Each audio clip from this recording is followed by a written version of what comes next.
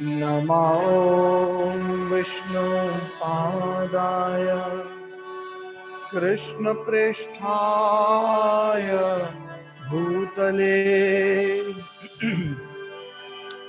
Shrimate Bhakti Vedanta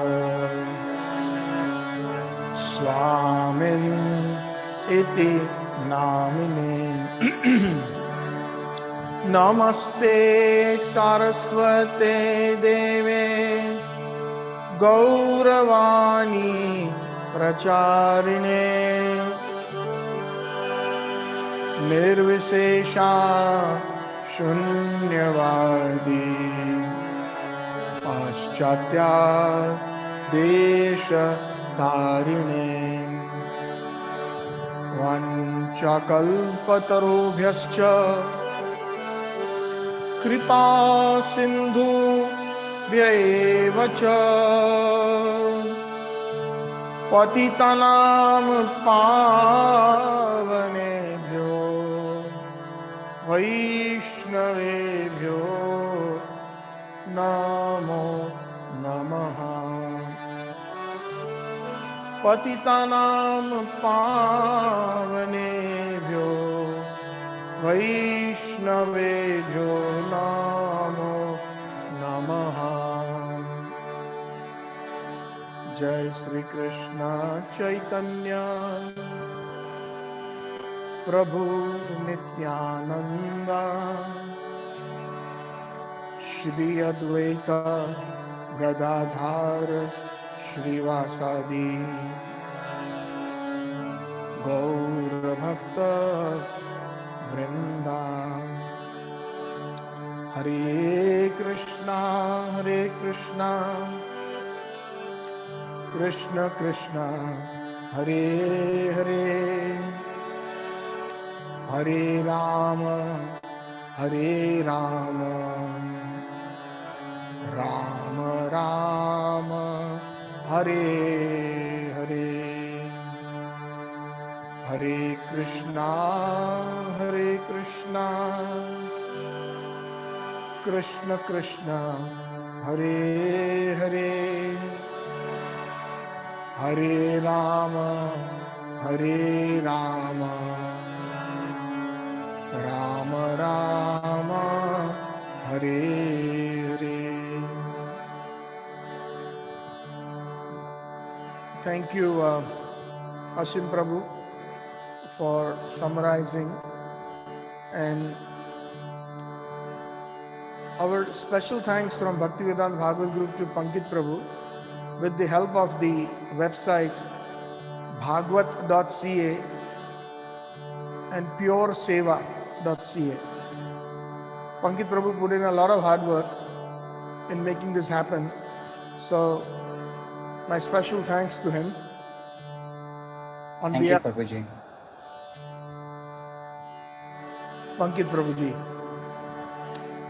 So today we will sing one song from song number 2 of Humility, from Sharanagati by Srila Bhaktivinoda Thakur, that expresses deep humility. It's called Vidyara Vilase. Vidya means mundane knowledge, and Vilase means on strength of mundane knowledge.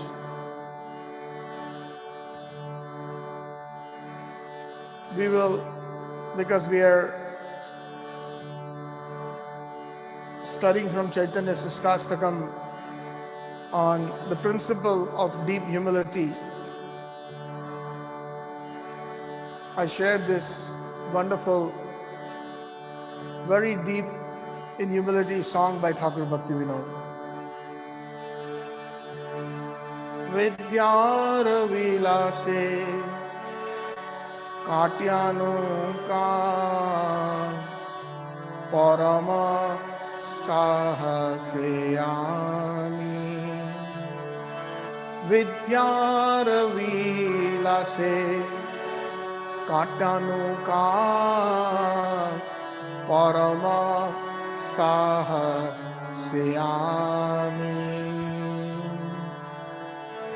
তোমার চরণ না ভজিনু কভু, এখন শরণ তুমি।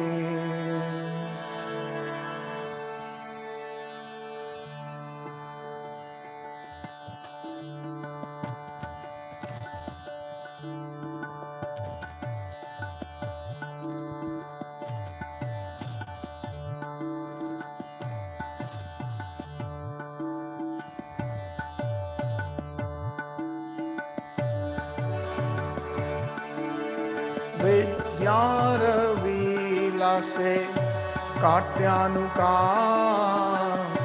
परम साहस्यामि। विद्यार विलासे काट्यानुका परम साहस्यामि। তোমার চরণ না ভজিনু কভু, এখন শরণ তুমি। তোমার চরণ না ভজিনু কভু, এখন শরণ তুমি।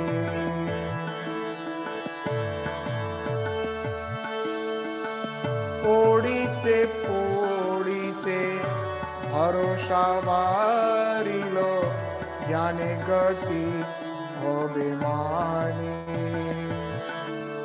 পড়িতে পড়িতে ভরসা বাড়িল, জ্ঞানে গতি হবে আমানি। সে আশা বিফল, সে জ্ঞান দুর্বল, সেই জ্ঞান অজ্ঞান জানি। সে আশা বিফল, সে জ্ঞান দুর্বল, সে জ্ঞান অজ্ঞান জানি। জড় বিদ্যা যত মায়ার বৈভব, তোমার ভজনে বাধা। জড় বিদ্যা যত মায়ার বৈভব, তোমার ভজনে বাধা। মোহ জন্মিয়া অনিত্য সংসারে, জীবে কে কোরে গাধা। हो मोह जन्मिया अनित्य संसारे, जीवे के कोरोए गाधा। সেই গাধা হয়ে সংসারের বোঝা, বাহিন অনেক কাল। সেই গাধা হয়ে সংসারে বোঝা, বাহিন অনেক কাল। বার্ধক্যে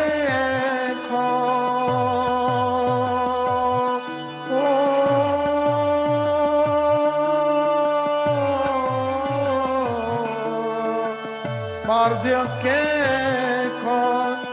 শক্তির অভাবে, কিছু নাই লাগে ভালো।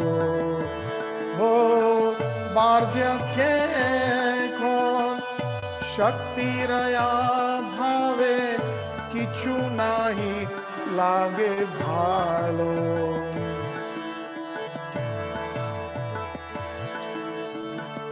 জীবন যাতনা হইল এখন, সে বিদ্যা বিদ্যা ভেল। জীবন যাতনা হইল এখন, সেই বিদ্যা বিদ্যা ভেল।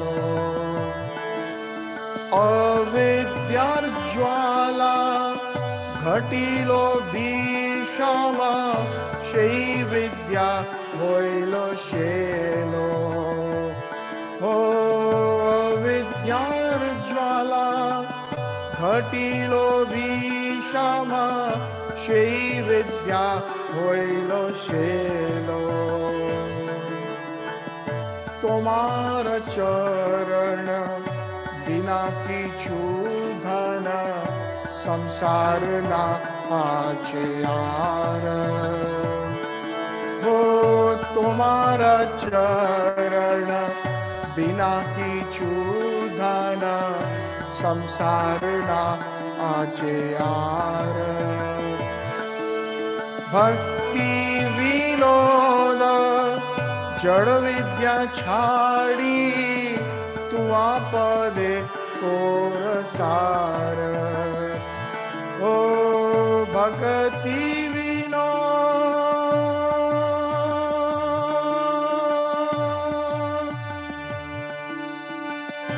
जड़ विद्या छाड़ी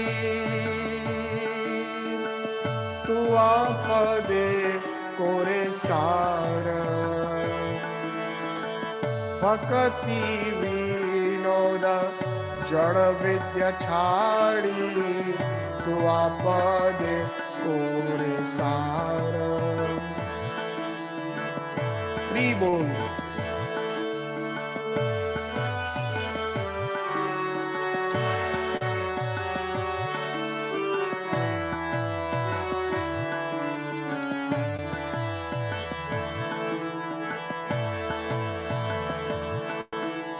हरे कृष्णा कृष्ण कृष्ण हरे हरे, हरे राम राम राम हरे हरे। हरे कृष्ण कृष्ण कृष्ण हरे हरे, हरे राम राम राम हरे हरे। हरे कृष्ण कृष्ण कृष्ण हरे हरे, हरे राम राम राम हरे हरे। हरे कृष्ण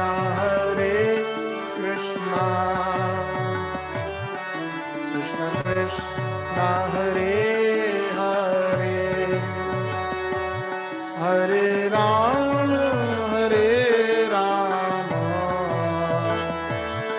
राम राम हरे हरे।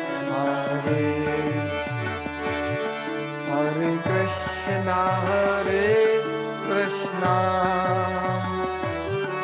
कृष्ण कृष्ण हरे हरे, हरे Ram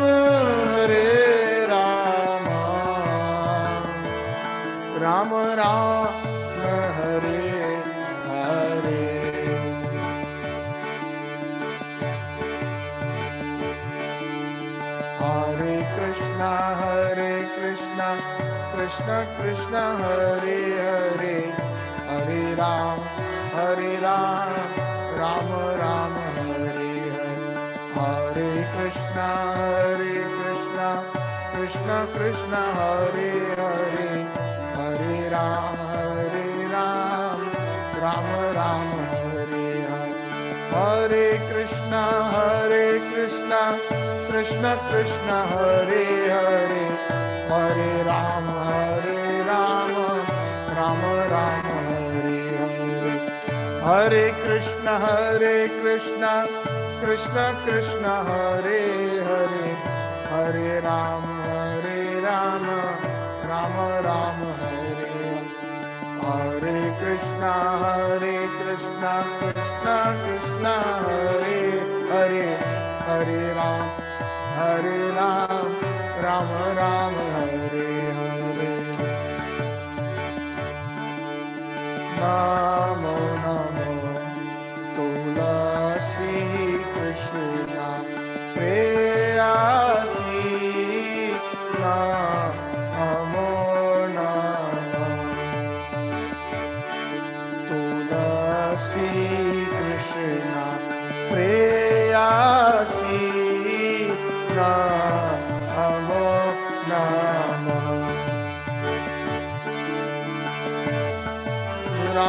Krishna Seva Prabhu Eya Vilashi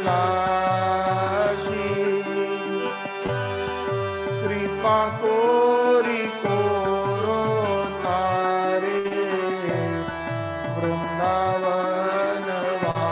Vrindavanavasi Radha Krishna Seva Prabhu Eya Vilashi Kripa Kori Koro Tare Vrindavanavasi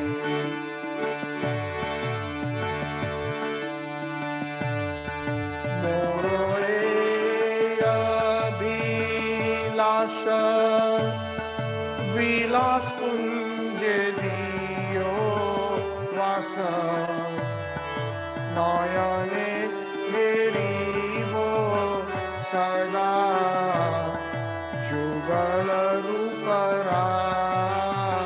Ruparasi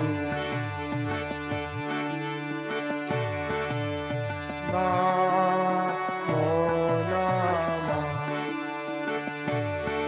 Tulasi Krishna Preyasi Namo Namah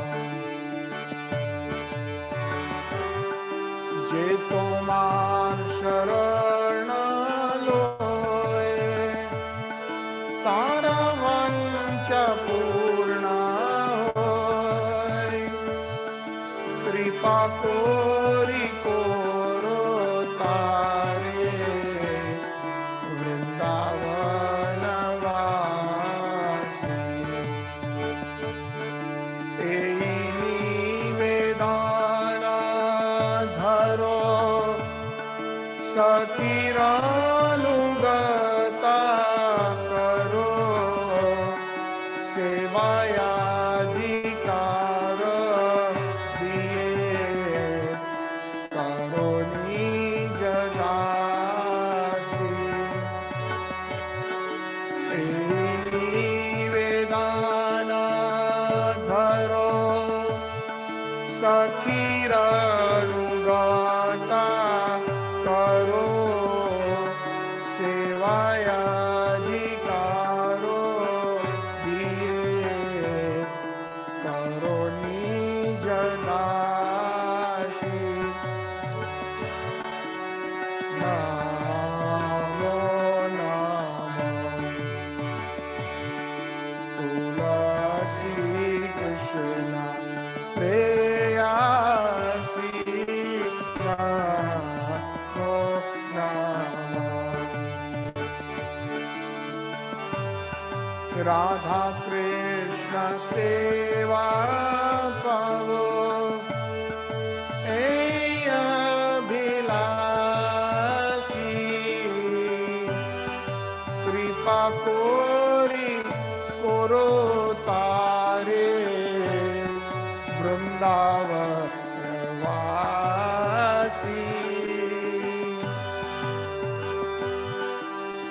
Dina Krishna Dase Koye Ei Jana Mor Hoy Shri Radha Govinda Preme Sada Janavasi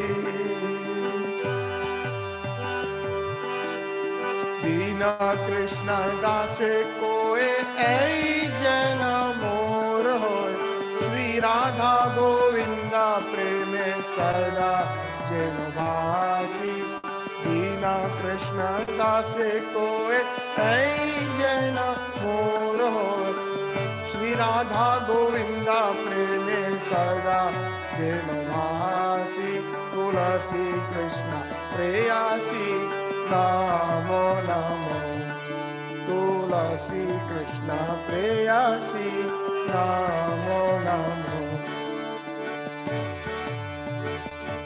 Hare Krishna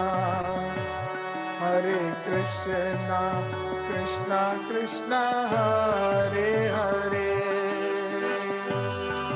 Hare Rama Hare Rama Rama Rama Hare Hare Hare Krishna Krishna Krishna Krishna Hare Hare Hare Rama Hare Rama Rama Rama Hare Hare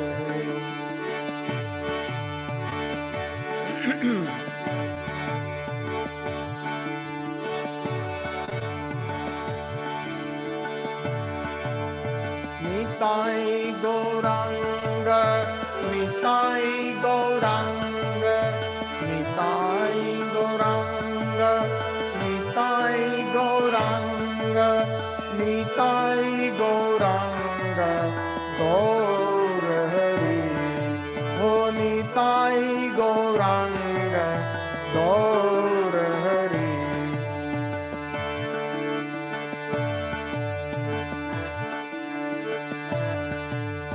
Bhaj Gauranga, kaho Gauranga, kaho Gauranga naam re. Bhaj Gauranga, kaho Gauranga, laho Gauranga naam re. Jai Jana Bhaje Gauranga, Sheyamar Pran re. Jai Jana Bhaje Gauranga, Sheyamar Pran re.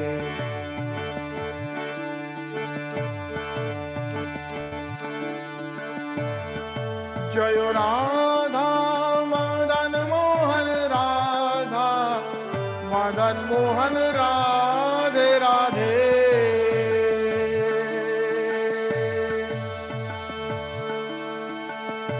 Jayatam Suratau Pango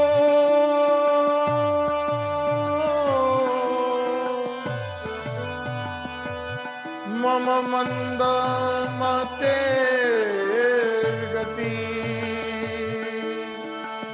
Mat Sarvasva Padam Bhojo Radha Madana Mohana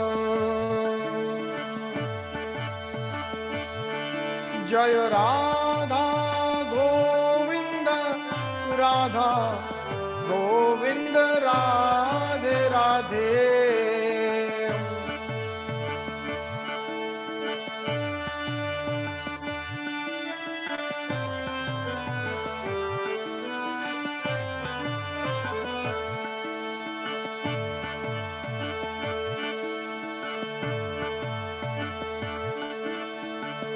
Divya Vrindaranya Kalpadruma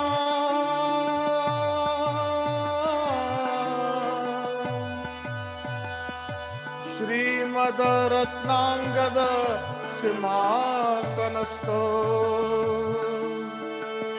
Shri Srila Radha Govinda Devo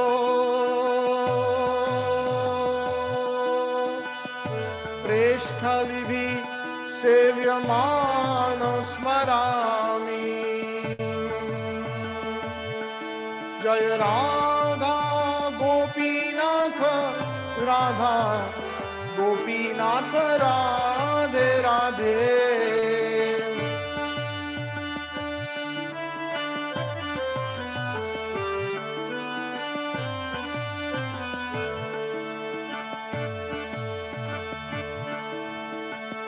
Shriman Rasa Rasarambi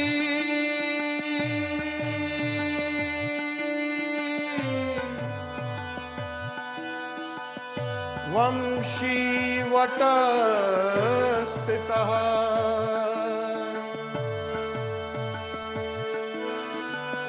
कर्षणेर्स्मेणु गोपी श्री गोपीनाथाय श्रेयस्तु नः। जय कृष्ण बलराम जय वृंदावन धाम।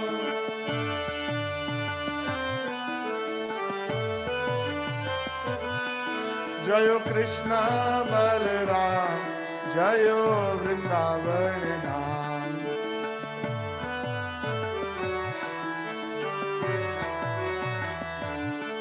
जय ललिता विशाखा राधे श्याम।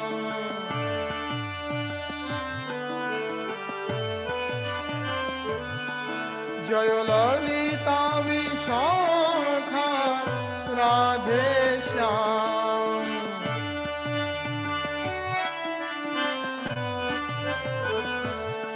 जय ललिता विशाखा राधे श्याम।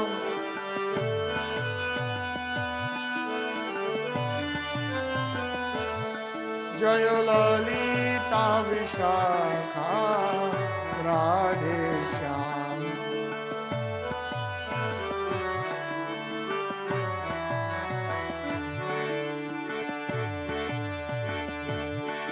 जय गौरानिताय जय गौरानिताय जय गौरानिताय जय गौरानिताय।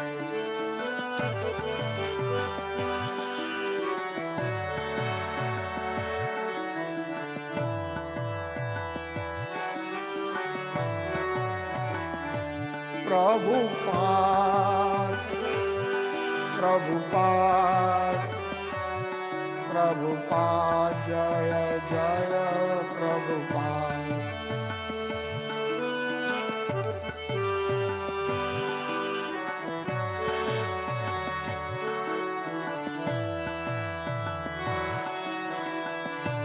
गुरुदेव गुरुदेव गुरुदेव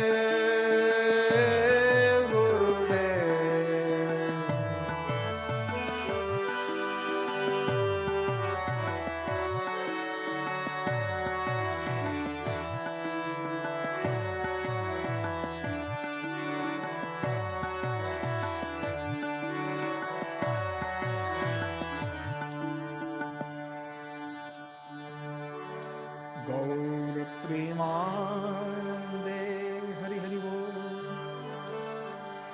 गौर प्रेमानंदे हरि हरि बोल।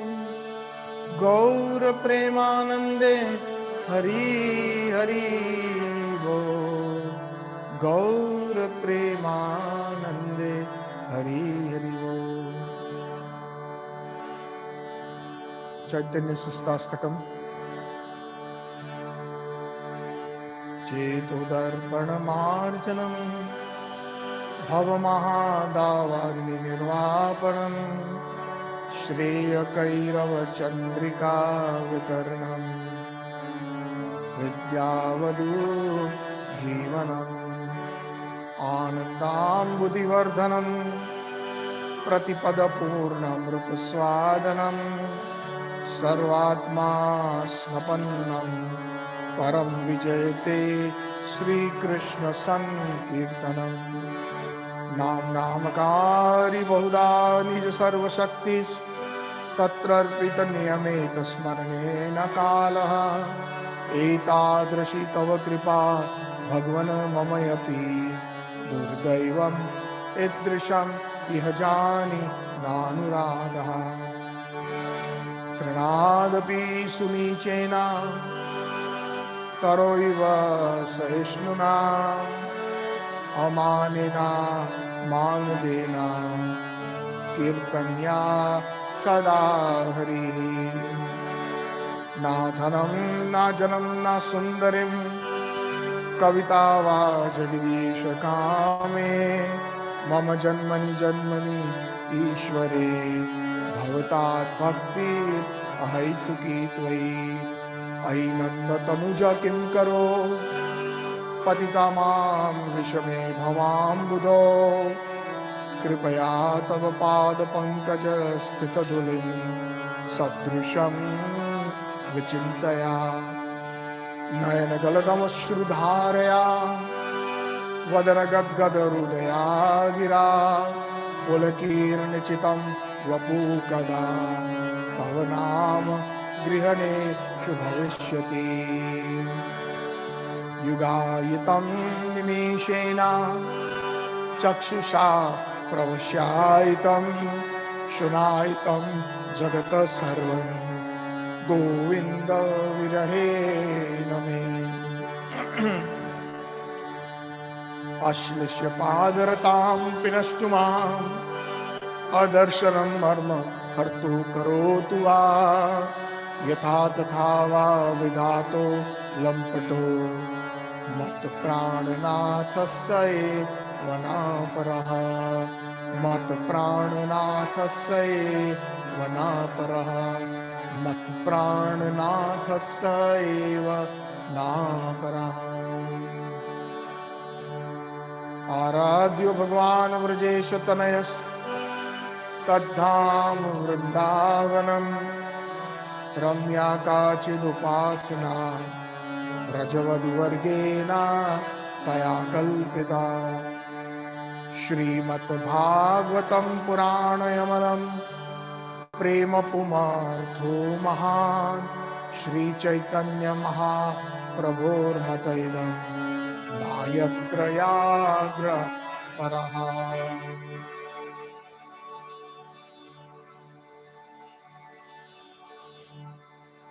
वन्देऽहं श्रीगुरो श्रीयुतपदकमलं श्रीगुरो वैष्णवांश्च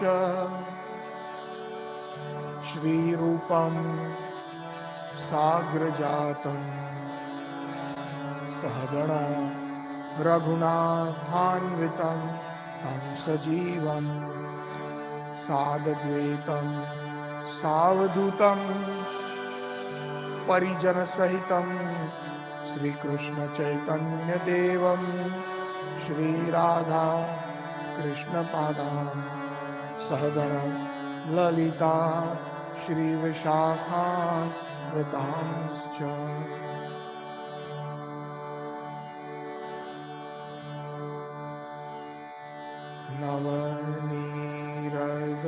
नवनीरदनिन्दित कान्तिधरं रससागर नागर भूपवरं शुभवंकिमचारु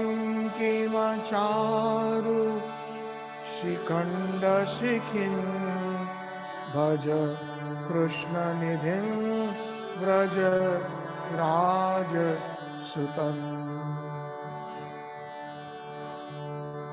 राधिका सरोदिन्दु निन्दिमुख मंडली वंद्ये श्री पादपद्मं वृषभानु नंदिनी वंद्ये श्री पादपद्मं वृषभानु नंदिनी वंद्ये श्री पादपद्मं वृषभानु नंदिनी। जगन्नाथ बलदेव सुभद्रा देवी की जय, श्री किशोर किशोरी की जय, कृष्ण बलराम जी की जय, माधवेंद्र पाद पुरी वल्लभ तारा वल्लभ श्री गोपाल जी श्रीनाथ जी की जय, गिरिराज धरण की जय, गिरिराज धरण की जय, गिरिराज धरण की जय। His Divine Grace A.C. Bhaktivedanta Swami Srila Prabhupada Brahma Madhva Gaudiya संप्रदाय आचार्य गुरुवर की जय। गौर प्रेमानंदे हरि हरि बोल।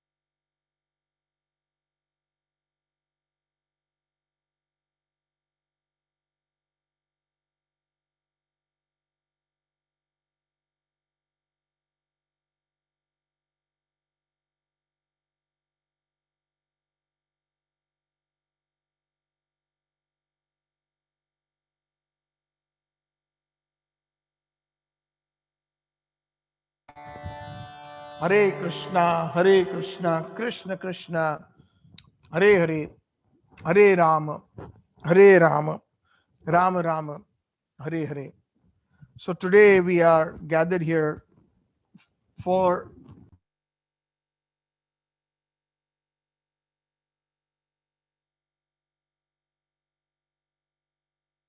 Prabhuji, you are mute. I got muted. Sorry about that. So today we are here at the Bhaktivedanta Bhagavad group, gathered here to further assimilate and reflect on these beautiful verses of the Chaitanya Shikshashtakam that directly emanated from the Supreme Personality of Godhead, Chaitanya Mahaprabhu, in his most munificent incarnation, the Audharya Avatar. Chaitanya Mahaprabhu is said to be even more merciful than Krishna himself. The reason is because Mahaprabhu is Krishna in the mood of Srimati Radharani. And Radharani is the most compassionate of all. So, considering the mood of Radhaji and Krishna himself, the combination, never before has such an avatar come to uplift mankind, to give them the highest. Rup Goswami says, Namo Mahavadanyaya Krishna Prema Pradayate Krishna Krishna Chaitanya Namine Gauratishay Namaha. Rup Goswami glorifies Chaitanya Mahaprabhu, saying that Namo, I offer my obeisances. Mahavadanyaya. Maha means the greatest, and Vadanyaya means the munificent. Nobody is as charitable, as munificent as this personality. And what is this personality's name? Shri Krishna Chaitanya Namine. His name is Shri Krishna Chaitanya. And Gaura, he is of a golden complexion. Gaura Tushe. Tushe means complexion. Gaura Tushe Namaha. I offer my obeisances. So, very true. Um, Previously, in the previous yugas, mostly it was predominantly worship of Krishna or incarnations of Krishna, like Lord Ramachandra, Lord Narayana, Vishnu, and many other forms in awe and reverence. And wherever there is awe and reverence, at that time, the intimacy is inhibited. And so is the intimate loving relationships are not freely possible. But by the mercy of Mahaprabhu, by his advent, he has opened a storehouse of Krishna Prem. Krishna Prema Pradayate is Prakrishta Rupena Dayati iti Pradayate. Pradayate in Sanskrit means, it's a combination of two words, Prakrishta plus Rupena. Rupena means uh, the form. So, Prakrishta plus Daine means, Prakrishta means the topmost or extreme, and Daine means to dan, to give charity. So nobody is giving as much charity of a treasure of Golok. Golokera prema dhana hari nama sankirtana. So this treasure of Golok Vrindavan, the topmost planet amongst all the planets in the spiritual sky, Chaitanya Mahaprabhu gave it very easily without considering any kind of qualification. Even the most fallen got his mercy and got the highest concept of theism, which was never ever before given. Anarpita chirata charitam karunaya kalo avtirno. Uh, Never before has this particular form appeared. It has now appeared in Kali Yuga, who has anarpita, never given before. He is offering, which is Krishna Prem. And the best means of getting Krishna Prem is chanting the holy names offenselessly. That is our goal. We may be chanting the holy names, but we are not chanting in Shuddha Nam. There are three stages of the holy name. First stage is known as the Nam Aprad stage, where we are chanting the holy names, and but at the same time we are knowingly or unknowingly committing offenses. The second stage is when we continue chanting in this offensive stage, the holy name being the life mantra is so powerful, so merciful, that seeing the mere attempt and the mere desire by the devotee slowly, eventually, and will turn that into Nam Abhas. Nam Abhas means a reflection of the pure name, a reflection or a shadow, Abhas. And in that particular stage, all our different misgivings or anarthas are mitigated, uh, which kind of is exactly what Chaitanya Mahaprabhu says in the first verse. Cheto darpana marjanam bhava mahadava agni nirvapanam. It extinguishes this forest fire of existence in this material world, this materialism, when we chant the holy names. And when we reach that Nam Abha stage, then further, after all that is not wanted, it is eradicated, it is uprooted, then further mercy of Nityananda Prabhu, the Adi Guru, that flows through the medium of the pure, transparent personalities of the Vaishnava Acharyas, uh, and the most recent being His Divine Grace Srila Prabhupada, penetrates our hearts, and we become a very nice, shining surface that radiates that love that emanates from Golok Vrindavan.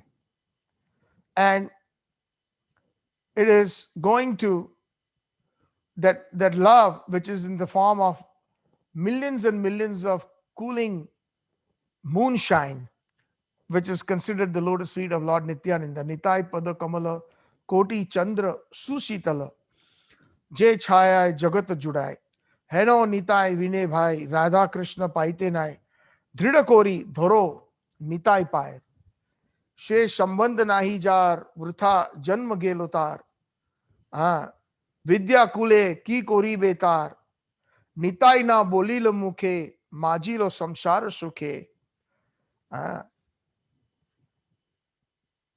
So, like this, Lord Nityananda, who is non-different from Krishna, his first expansion, Lord Baldev, and because Lord Chaitanya, Krishna came as Chaitanya Mahaprabhu in the mood of Radharani, he is never alone, because devotees, his own associates, can never stay without Krishna. So they descended with him. Lord Balram, he descended as Lord Nityananda. Vrajendra Nandana Shachishutta Hoilo Shai. Balram Hoilo Nitai. And Nityananda Prabhu is the Adi Guru. He teaches us everything that we need to know about devotional service so that we can serve Radha and Krishna nicely. We can enter into the into the, this is Prabhupada's words, a little bit funny. When he has sung this song, Prabhupada, and then he gives a purport many years ago, I still remember. Prabhupada says that if you want to enter the dance party of Radha and Krishna, you must take shelter of Lord Nityananda. So Prabhupada is indicating the dance party as in the the Ras Leela, the Ras Mandal, and so many other wonderful Madhuri Ras pastimes of Radha Krishna, along with the other wonderful amorous gopis in Braj. So without his mercy, it's not possible. And that mercy is possible if we cleanse our hearts so nicely that there are no barriers. Just like I've given this example, and I like to give it. One may have the latest version of the iPhone or the Samsung, probably costing about $1,200 or $1,300. But if you're in a basement or covered with thick walls, then the signal is going to be weak and you're not going to get the connection or the reception, or vice versa. You may have the best latest model phone, but if the transmitting tower has issues or if you're out of range, then what can even the most expensive phone instrument do? So there are two requirements in order for excellent communication. It's the reception and the transmitter, both. The transmitter is Lord Nityananda, the original transmitter. And just like if you all know, uh, why do we call cell phone? We call our phone cell phone because uh, there are cells like towers that are intermittently placed in all towns and cities. So when we are, let's say, traveling from one point to another, let's say you're traveling on a bus or a car or even on a train, right? Then what happens is when your ongoing conversation does not get cut off, if the reception is good and if the towers are good and your instrument is good, it continues and you can go on driving for 100 miles, 100 kilometers, and you can still enjoy your conversation while you are driving on your Bluetooth or on your speakerphone. Why? Because those sound waves are traveling from one tower to another tower to another tower to another tower. Uh, and you can see those cell towers on top of buildings. Uh, they're not so huge in structure, but you can see them if you, or if you just Google a cell tower, and you will see what they look like, and you will find several of them in your neighborhood. And then the signal from your phone and from the phone from wherever that person is calling, it goes through a network of cells, and those cells or the cell towers bring that signal or the reception to your phone. So the signal from Golok Vrindavan, it comes from the most perfect cellular tower, that is Lord Nityananda, his mercy, and it flows to the most perfect cell towers like the acharyas like Srila Prabhupada, without any depletion, as it is, the messages, the mercy, with the highest compassion. Because it is said that even Nityanand Prabhu, who has understood Chaitanya Mahaprabhu's transcendental mood, he is also super compassionate like Mahaprabhu, and perhaps even a little bit more, if we can say so, because from the Leela or the pastime of Jaga and Madai, we see that Mahaprabhu was ready to kill them, but Nityanand Prabhu said, "No, Mahaprabhu, no, please don't. Our whole idea of coming in this particular form is to distribute prema, to distribute love. So you have promised that in this particular avatar you will not take any weapons. So, but Nityananda, they have offended you.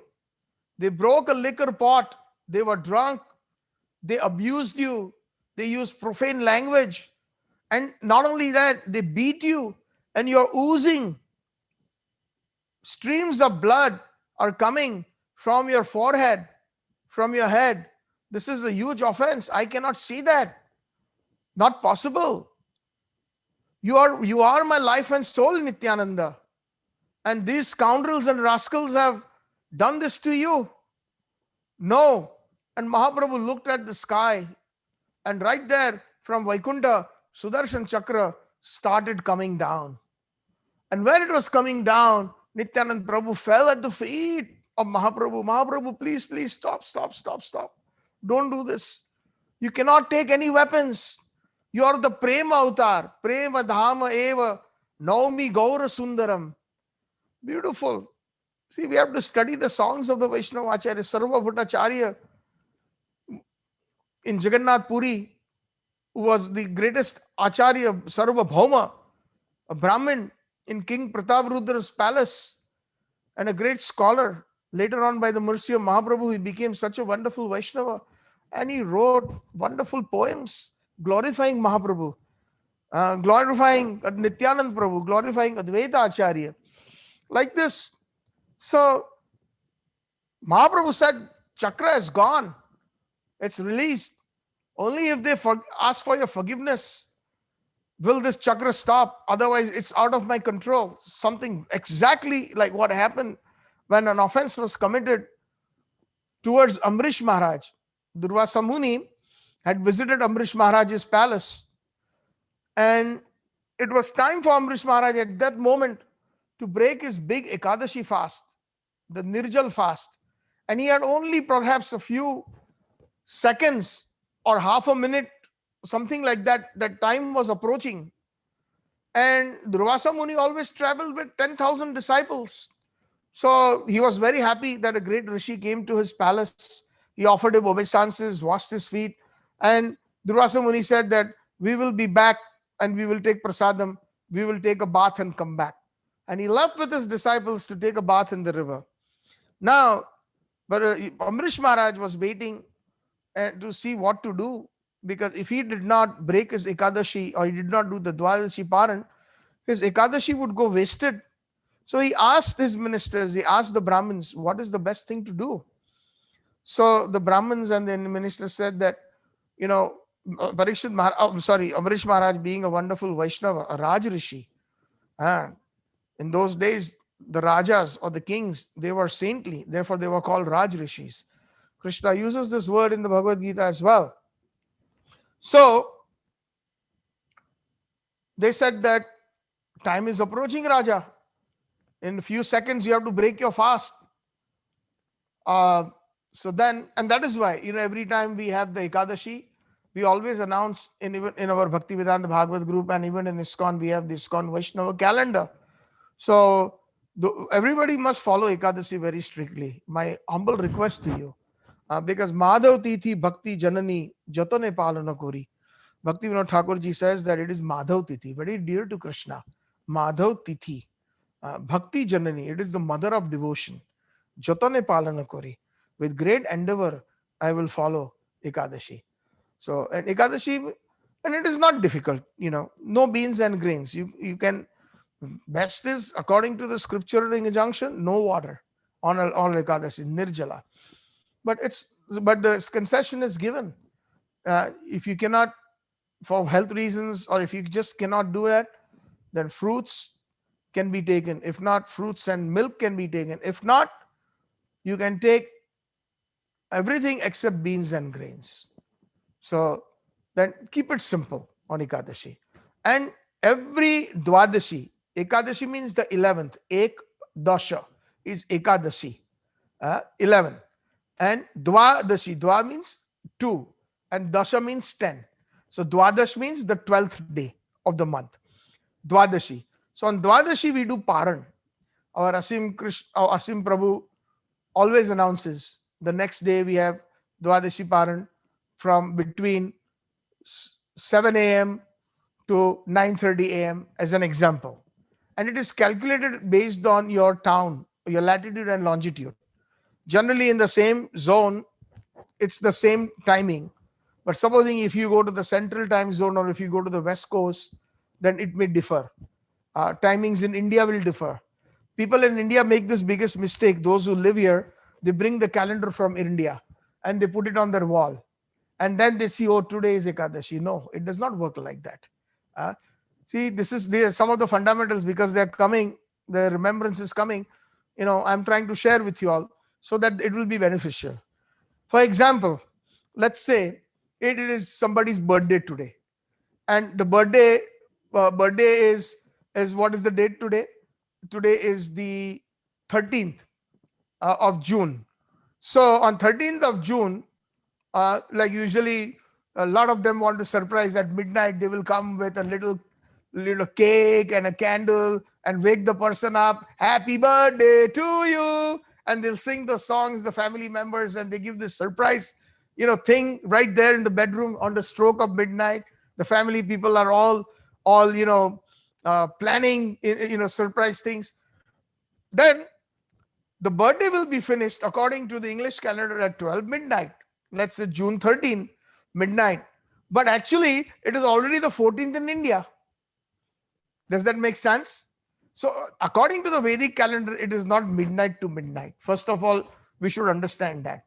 It is from sunrise to sunrise. That is the Parva. So, it is actually very nicely calculated. Nowadays, the computers are so perfect that they can calculate the Ekadashi to the millisecond. Even some of the the Murats. So when we are following Ekadashi according to India, we may make a mistake. We may not be following it correctly, because there is a 12-hour or 10.5-hour time difference that happens. So therefore, it is very important to calculate it based on where you are. Uh, one is wherever you are, where the sun rises, that's where your day starts, right? Not where the sun sets or sun rises in some other country. Does that make sense? This is very common sense. So similarly, there's a lot of people in the Hindu temples. They and I've had this discussion even with many people. Oh, we are doing Ekadashi tomorrow because it's Ekadashi according to the Indian calendar. It is on the such and such a date. So that's fine. Okay, if you want to do it, but this is how it should be. And that is why we take this. And then the next day is Dwadashi, where we have to break the Ekadashi fast by taking some grains, a little bit of grains that we need to take to break the fast, because we are abstaining from grains and beans on the 11th day on Ekadashi. So on the 12th day, you take some Krishna prasadam that has been offered, either some chapati or some rice that has been offered to Krishna, uh, and you just simply, even if it is offered the day before, as long as it is there, you can. And the best thing what we Gaudiya Vaishnavas do, we break our fast with Lord Jagannath's prasad, with Lord Jagannath's rice. Uh, and next time, when we meet in person, if you all don't have Lord Jagannath's rice prasadam, I have plenty.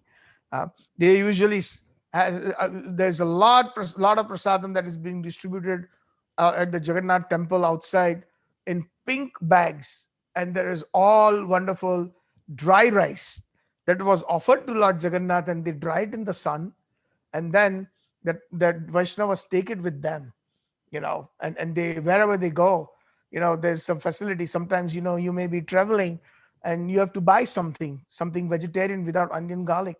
So quickly you can pick up a grain of Lord Jagannath's rice, put it on it, and that becomes prasad, right?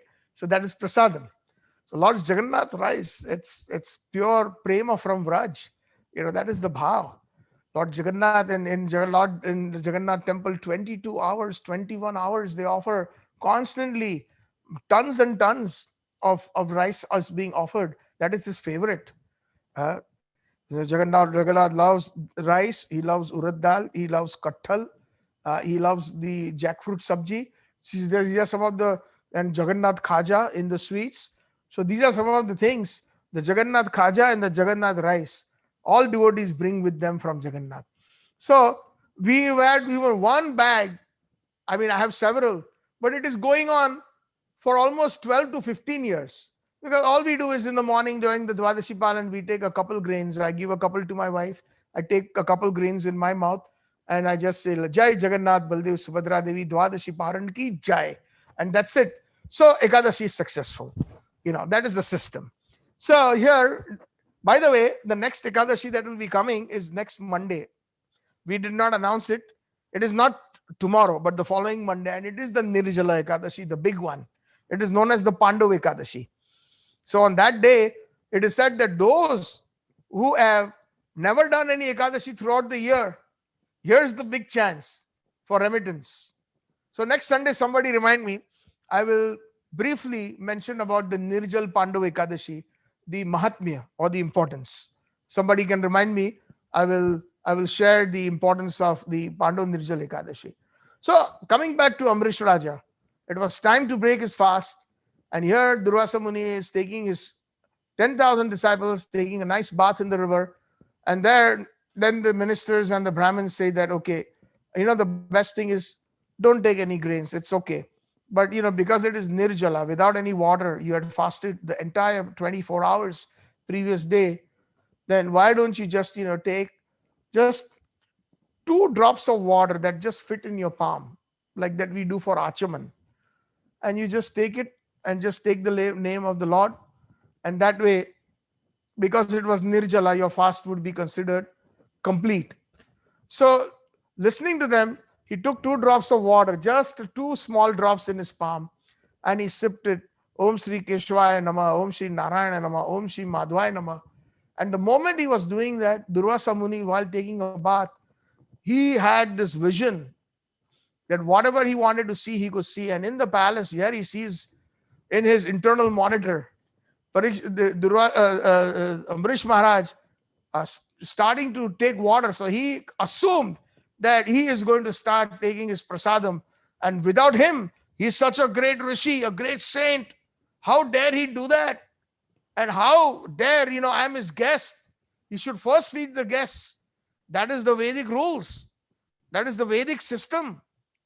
We should always first feed all the guests and then take prasadam afterwards. Even, when we have a home program, when we have satsang at home, we should ensure that all our guests, they are sumptuously fed. That is the Vaishnava etiquette. Serve them with your own hands.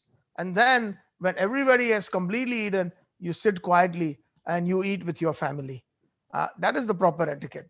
So like that, he sees that and he gets angered. And Durvasa Muni's anger is very well known, prasiddha. So immediately he gets angry. How dare he? I'm such a big rishi. And then he he takes one piece of hair. He was a mystic. He had mystical powers. And he creates one Jata Asur. Jata means from the hairlock.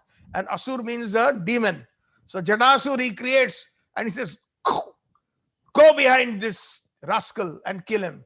He has insulted me. So Jatasur says, yes, my dear master. And he goes straight into the palace. And there he is in front of Parikshit Maharaj, trying to kill him. Immediately, Krishna seeing that, within a split of a second, he sends his Sudarshan Chakra, and Lord Narayana from Vaikuntha cuts off Jatasur. Jatasur's head. Jatasur is dead. Now that chakra takes a U-turn and goes to Durvasa Muni. He's still bathing in the river, and it comes behind him. And Durvasa Muni understood, oh, this is Vishnu's chakra, and it is coming to kill me. And it had the blood already on it. So he knew that his demon was killed. So he started running. He went and took shelter of Lord Brahma. Brahma, please save me. Vishnu's chakra is behind me. I don't know what I did. Maybe I made a mistake. Please save me. Lord Brahma says, I cannot do anything. This is Lord Narayana, Krishna's Sudarshan Chakra. Sorry. He goes to Kailash because he has siddhis. And there he goes to see Lord Shiva. Lord Shiva, Shiva. Pahimam, help me. And Lord Shiva sees Sudarshan Chakra coming. He offers obeisance. Arey Baba, I cannot do anything. This is Krishna's Sudarshan Chakra. He's my master. Sudarshan Chakra, you simply go to him quickly before the Sudarshan Chakra catches up. Use your fastest and the speediest Lamborghini and reach there with the speed of your mind. And he goes to Vaikuntha. There he falls at the feet of Lord Narayan and says, Narayan, Pahimam, your chakra. And the chakra is almost there behind, breathing on his neck. And Narayan says, no way. It is now beyond my control. Aham bhakta paradhino. He says, I am dependent on my devotee. Now there's a nice verse. This is in the Bhagavatam. So he says, I'm dependent on my devotee. So now this chakra is also like me. He's dependent on my devotee. Even if I try to stop him, it's not going to stop. But the only solution is you go back to the devotee. I'll give you that much chance. Sudarshan Chakra will listen to me. And if he forgives you, Sudarshan Chakra will come back without touching you. So then he understands Durvasa Muni that he had committed an offense, and he went to the palace again. He flew there, and he fell at the feet of Amrish Maharaj. Amrish Maharaj was embarrassed. Oh, Rishi, why are you falling at my feet?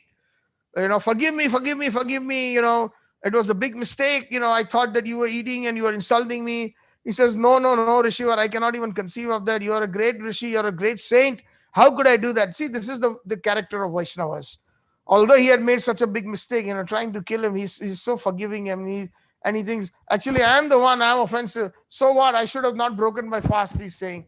Maybe I should have suffered the reaction of not breaking my fast. I should have waited for you. So like that. Then he's saying, please forgive me. And then he says, of course, there's no question of any offense. So Sudarshan Chakra goes back to Vaikuntha. So after that forgiveness. So similarly, the Lord Chaitanya Mahaprabhu, that Sudarshan Chakra had already left Vaikuntha to kill Jagai Madhai, because they had hurt Lord Nityananda so badly. They had actually assaulted him. He was bleeding. So then Mahaprabhu was convinced. He says, no, Mahaprabhu, no. And in the meantime, seeing the Sudarshan Chakra in a flash in the sky coming down, the Jagai and Madhai fell at the feet of Nityananda Prabhu and asked for forgiveness. Please forgive us. Oh Lord, we did not understand who you are. We are very, very fallen, please. And like that, Nityananda Prabhu delivered them. Dina hina jathachilo hariname uddarila. Simply by the holy name. Ek naam harinam loilo, ek naam harinam nadiya godru mein Nityananda Mahajan patiyachi namat jivera karane shraddhavana jana hai. Shraddhavana jana hai. Kaho Krishna, bolo Krishna, laho Krishna naam. So this is all about the holy name. This whole Shikshashtakam is about the holy name. Chaitanya Mahaprabhu is so kind that simply those who are chanting the holy name prior to Mahaprabhu's advent, they possibly got their perfection by going to Vaikuntha, but it was not so intimate. It was not so so full of nectarian love. But because of Mahaprabhu distributed this Krishna prem from Golokera Prema Dhana, Harinama, Sankirtan. That is why Mahaprabhu is insisting on chanting the holy names, and the criteria is set in the verse number 3. There are 4 criteria. That one should be humbler than a blade of grass, tolerant like a tree, one should give respect to all, and not expect any respect for the self. These 4 things. That is what Chaitanya Mahaprabhu says. And then if one is able to do that, then it is Kirtanya Sadahari. One can constantly chant the holy name. Today we sang this wonderful song in Bengali by His Divine Grace Srila Bhakti Vinod Thakur from the Sharanagati book. It's Dainya song number 2. So let's talk about more. What is this Trinadabi Sunichana Taro Iva Saishnunam Amanena Manadena Kirtanya Sadahari? So here he's saying that in this particular song, that in Dainya song 2, if you all remember, I had mentioned that in Sharanagati there are 6 different limbs, and humility, surrendering of the self, number 2. Number 3, or Krishna will always protect me, I have full faith. Number 4, Krishna is my maintainer. Number 5, I will always do things that are conducive to bhakti. I will accept actions, and I will do things that are conducive to devotional service. And number 6, those activities that are not conducive to devotional service, I will reject. So Bhaktivinoda Thakur, is the perfect example of all this, of humility through the bhajans that he has composed. And what better opportunity to kind of recite his bhajans while we are studying Chaitanya Mahaprabhu's Shikshashtakam, especially verse number 3, the Trinadabi Sunichana Taro Iva Saishnunam Amanena Manadena Kirtanya Sadahari.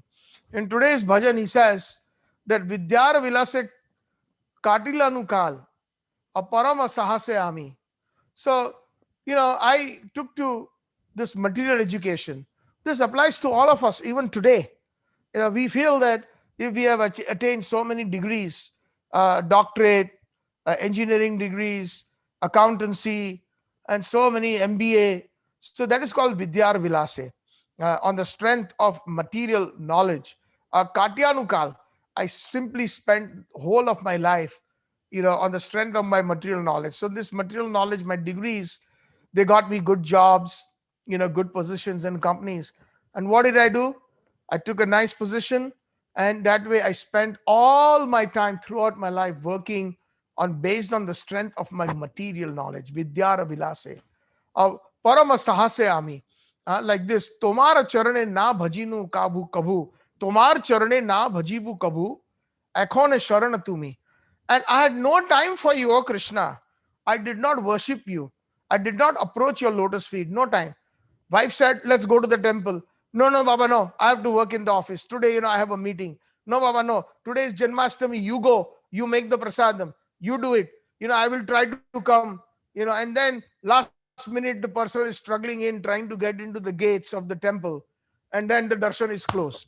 So many times we see that people give priority to their personal vidyar vilase, on the strength of their material strength, material education. They put Krishna on the back burner. We have to have at least some routine in our lives, even if we want some decent bhakti. Just like we do nitya karma, we brush our teeth, right? We take our breakfast, we take our lunches, we take our dinner or supper, things like that. We take every day, we take a bath. Then why don't we make Krishna consciousness a nitya karma in our life? Chant the holy name regularly, do some reading regularly, hear Hari Katha regularly, at least once a week, go to the temple. Of course, now in the times of COVID, because of the lockdown, we cannot. But I'm talking about even when there was no COVID, we have heard a million excuses. Weekends, we have satsangs, and we invite so many people. But some people say, oh, sorry, Prabhuji, I'm stuck in the office. So that is Vidyara Vilase, Katyanu Kal, Tomara Charane, now Bhajinu Kavu. Uh, Ekhon Sharana to me. Now, I'm coming to your lotus feet and I'm surrendering unto you. Podile podite bharosha barilo. Gyane gati hobe mani. Podite podite bharosha barilo. Reading on and on. Podite means I was reading more and more degrees, more and more, what do you call, advanced knowledge or higher education. Even after getting good jobs, people have to do continuing education and so many things to keep up with their profession. So podite, reading on and on, my hopes grew and grew, for I considered the acquisition of material knowledge to be the life's true goal. This is what I consider, because that's what I was taught. Right from childhood, we are taught, oh, you better do your homework, eh? You better excel in school. Otherwise, you're not going to get a good job. Otherwise, you'll be ending up flipping burgers in McDonald's, or you'll be doing a minimum wage job. Something like that. The children are also taught, it's been imbibed in their heads. Yes, do your homework. Yes, get your material education. But yes, go to the church, read the Bible, go to the temple, read the Bhagavad Gita, sit down, chant the holy names. All these things should also be imbibed right from childhood.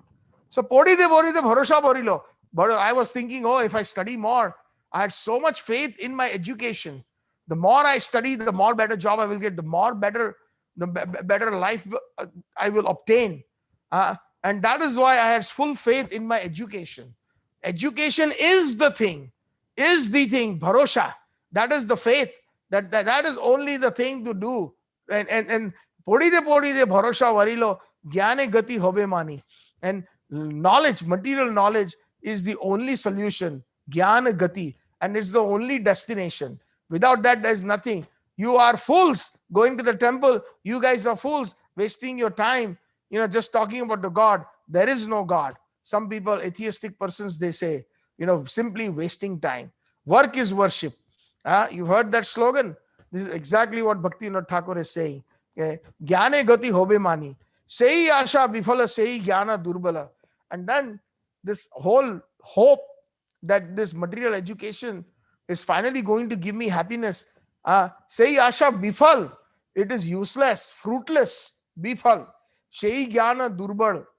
And the same knowledge is a weakness. Because for my self realization, I did not get any time. Say gyan agyan jani. And the same knowledge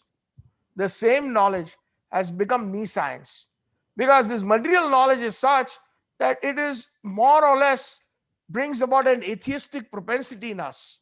Because the more we obtain degrees, the more we obtain wealth, the more positions, the more arrogance it comes, the pride comes in us.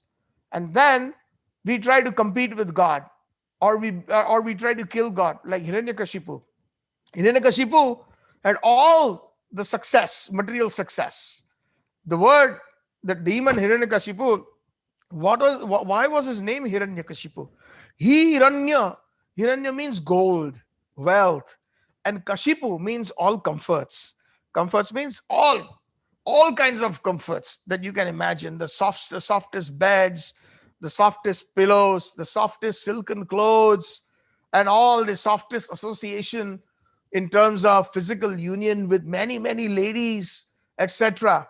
So everything, Hiranyakashipu, he had everything. So that is what Bhaktivinoda Thakur is saying, that Shei Asha Bipala Shei Jnana Durbala. This entire hope based on knowledge and wealth obtained out of it, material knowledge, that is useless. And Durbal, that is simply a weakness. It causes weakness. Shei Gyan Agyana Jani. And the same material knowledge, I think now Bhaktivinoda Thakur is concluding that it is Agyan, it is knee science. Uh, this is amazing. Srila Prabhupada used to quote this quite a bit. Jada Vidya Jata Mayar Vaibhav, Tomara Bhajane Badha, Moha Janmiya, Antya Samshare, Jive ke Kore Gadha. Oh, so true, so true. Meaning, Jada Vidya Jata, this material knowledge, this knowledge of the material world, Jada Vidya Jata, Maya Vaibhav, it is an influence of Maya. It is the illusory power of Krishna, the illusion, the illusory external energy of Krishna that causes this. What is the meaning of word Maya? Ma in Sanskrit, if you there are two words combined, and if you do Sandhi Viched, when you break them, Ma is one word, and the second word is Ya. Ma means not, and Ya means this. So, which is not, or that which is not, is Maya, meaning it is illusion or illusory. Uh, and what is the profound effect of Maya? Like thinking I am this body, thinking that, oh, I was born in India, so I am Indian. Because I was born to Gujarati parents, I am Gujarati. Uh, because I was born in the state of Maharashtra, Jai Maharashtra, that is my state, like this. And then later on, migrated to the US. I was American. And then later on, migrated to Canada. I'm a Canadian citizen. I'm Canadian. So these are all upadhis. According to Naradji, Sarva Upadhi Vinirmuktam Tat Paratena Nirmalam Risikena Risikesha Sevanam Tat Bhakti Ruchate. Upadhi means problematic, big problems, disastrous problems. Upadhi. Ah. So, what is that upadhi? When we are on this bodily designation. So, Maya, the illusory external potency of Krishna, makes us think like that.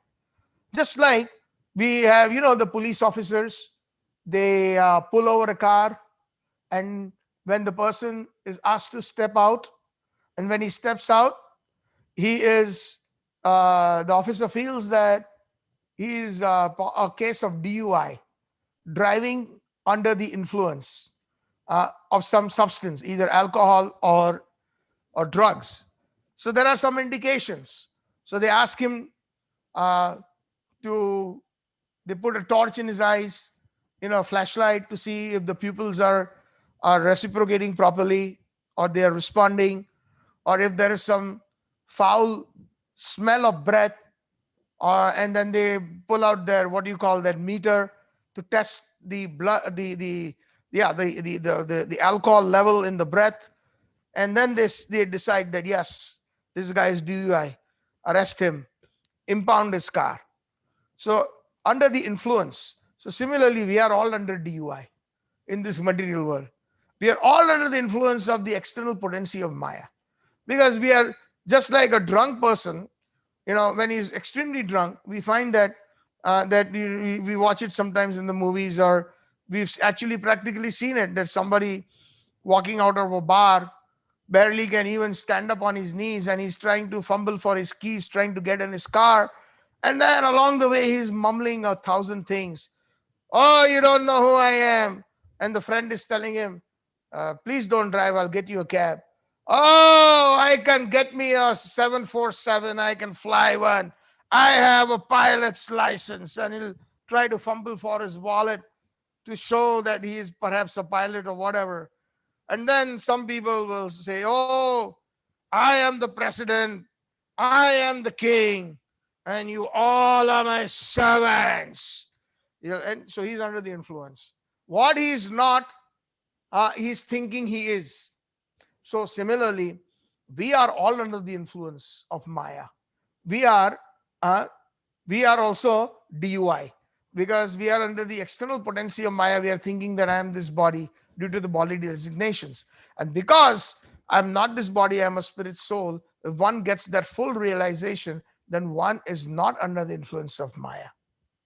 So that is the meaning of what he's saying. Jada vidya jato mayara vaibhav.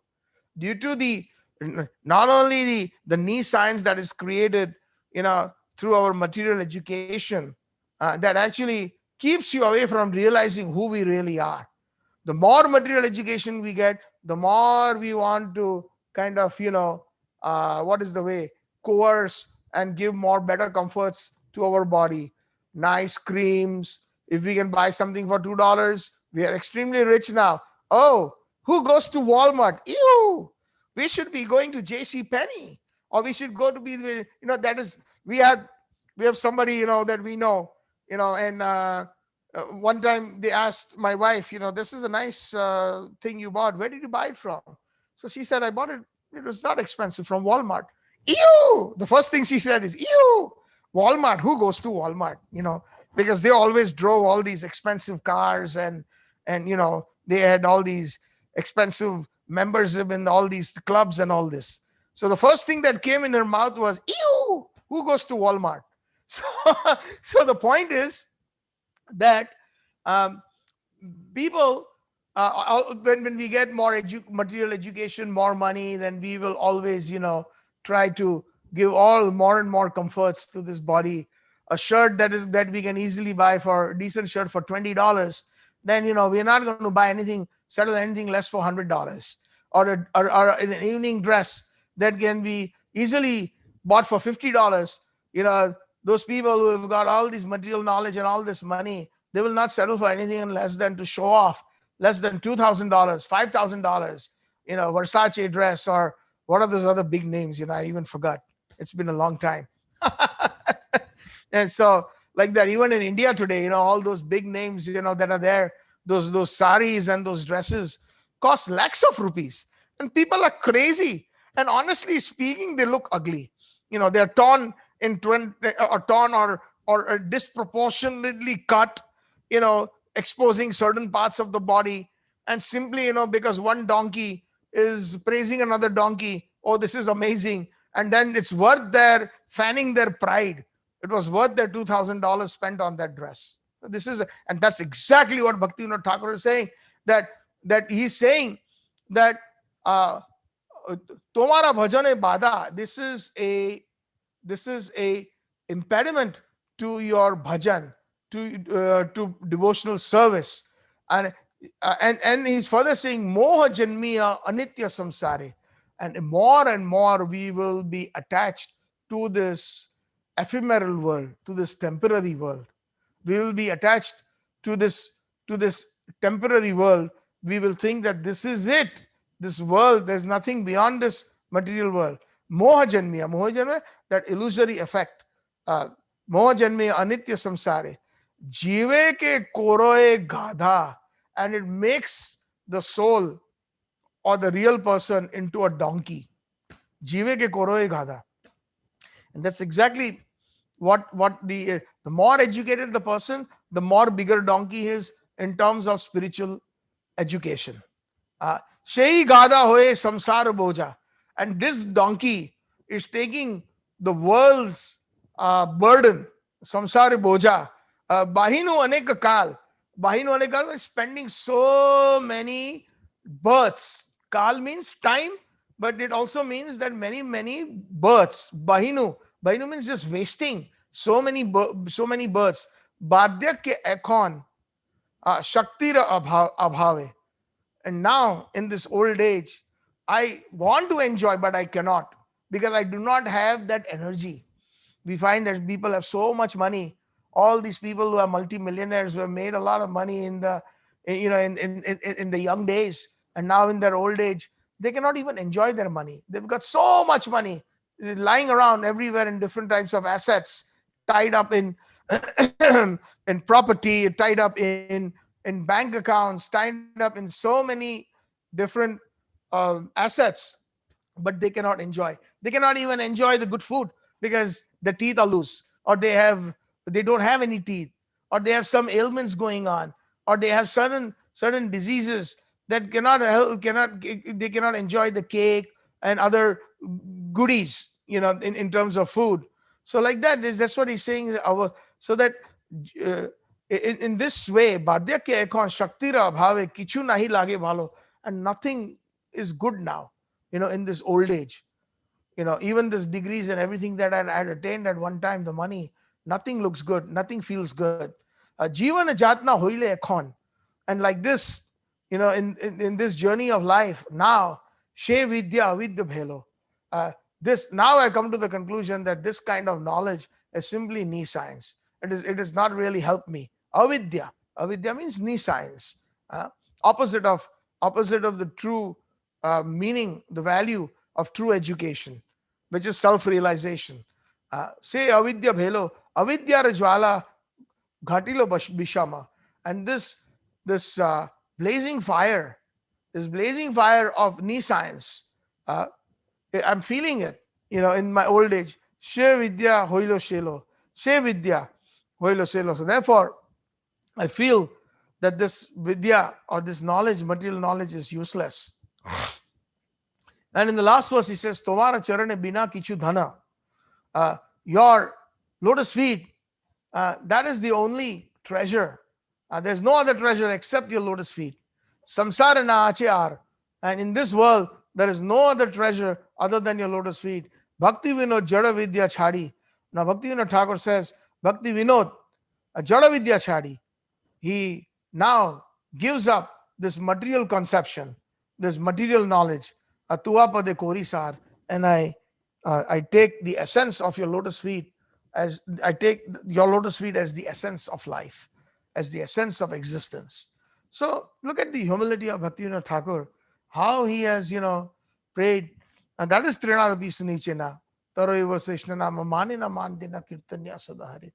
In the Chaitanya Charitamrita, in the Antya Leela, where Chaitanya Mahaprabhu speaks these 8 verses, uh, Krishna's Kaviraj Goswami says, Uttama haina apana ke mane truna dama dui prakare sahishnuta kare vriksha sama vriksha yena katileha kichu na boliya सुखाना माली है कारे पानी ना मा गया ये मा गए तारे दे आपन धनो घर्म वृष्टि सहे अनेर कारे ये रक्षण उत्तम है न वैष्णव हवे निरभिमान जीवे सम्मान दिवे जानी कृष्ण अभिष्ठान এই মত হানে যেই কৃষ্ণ নাম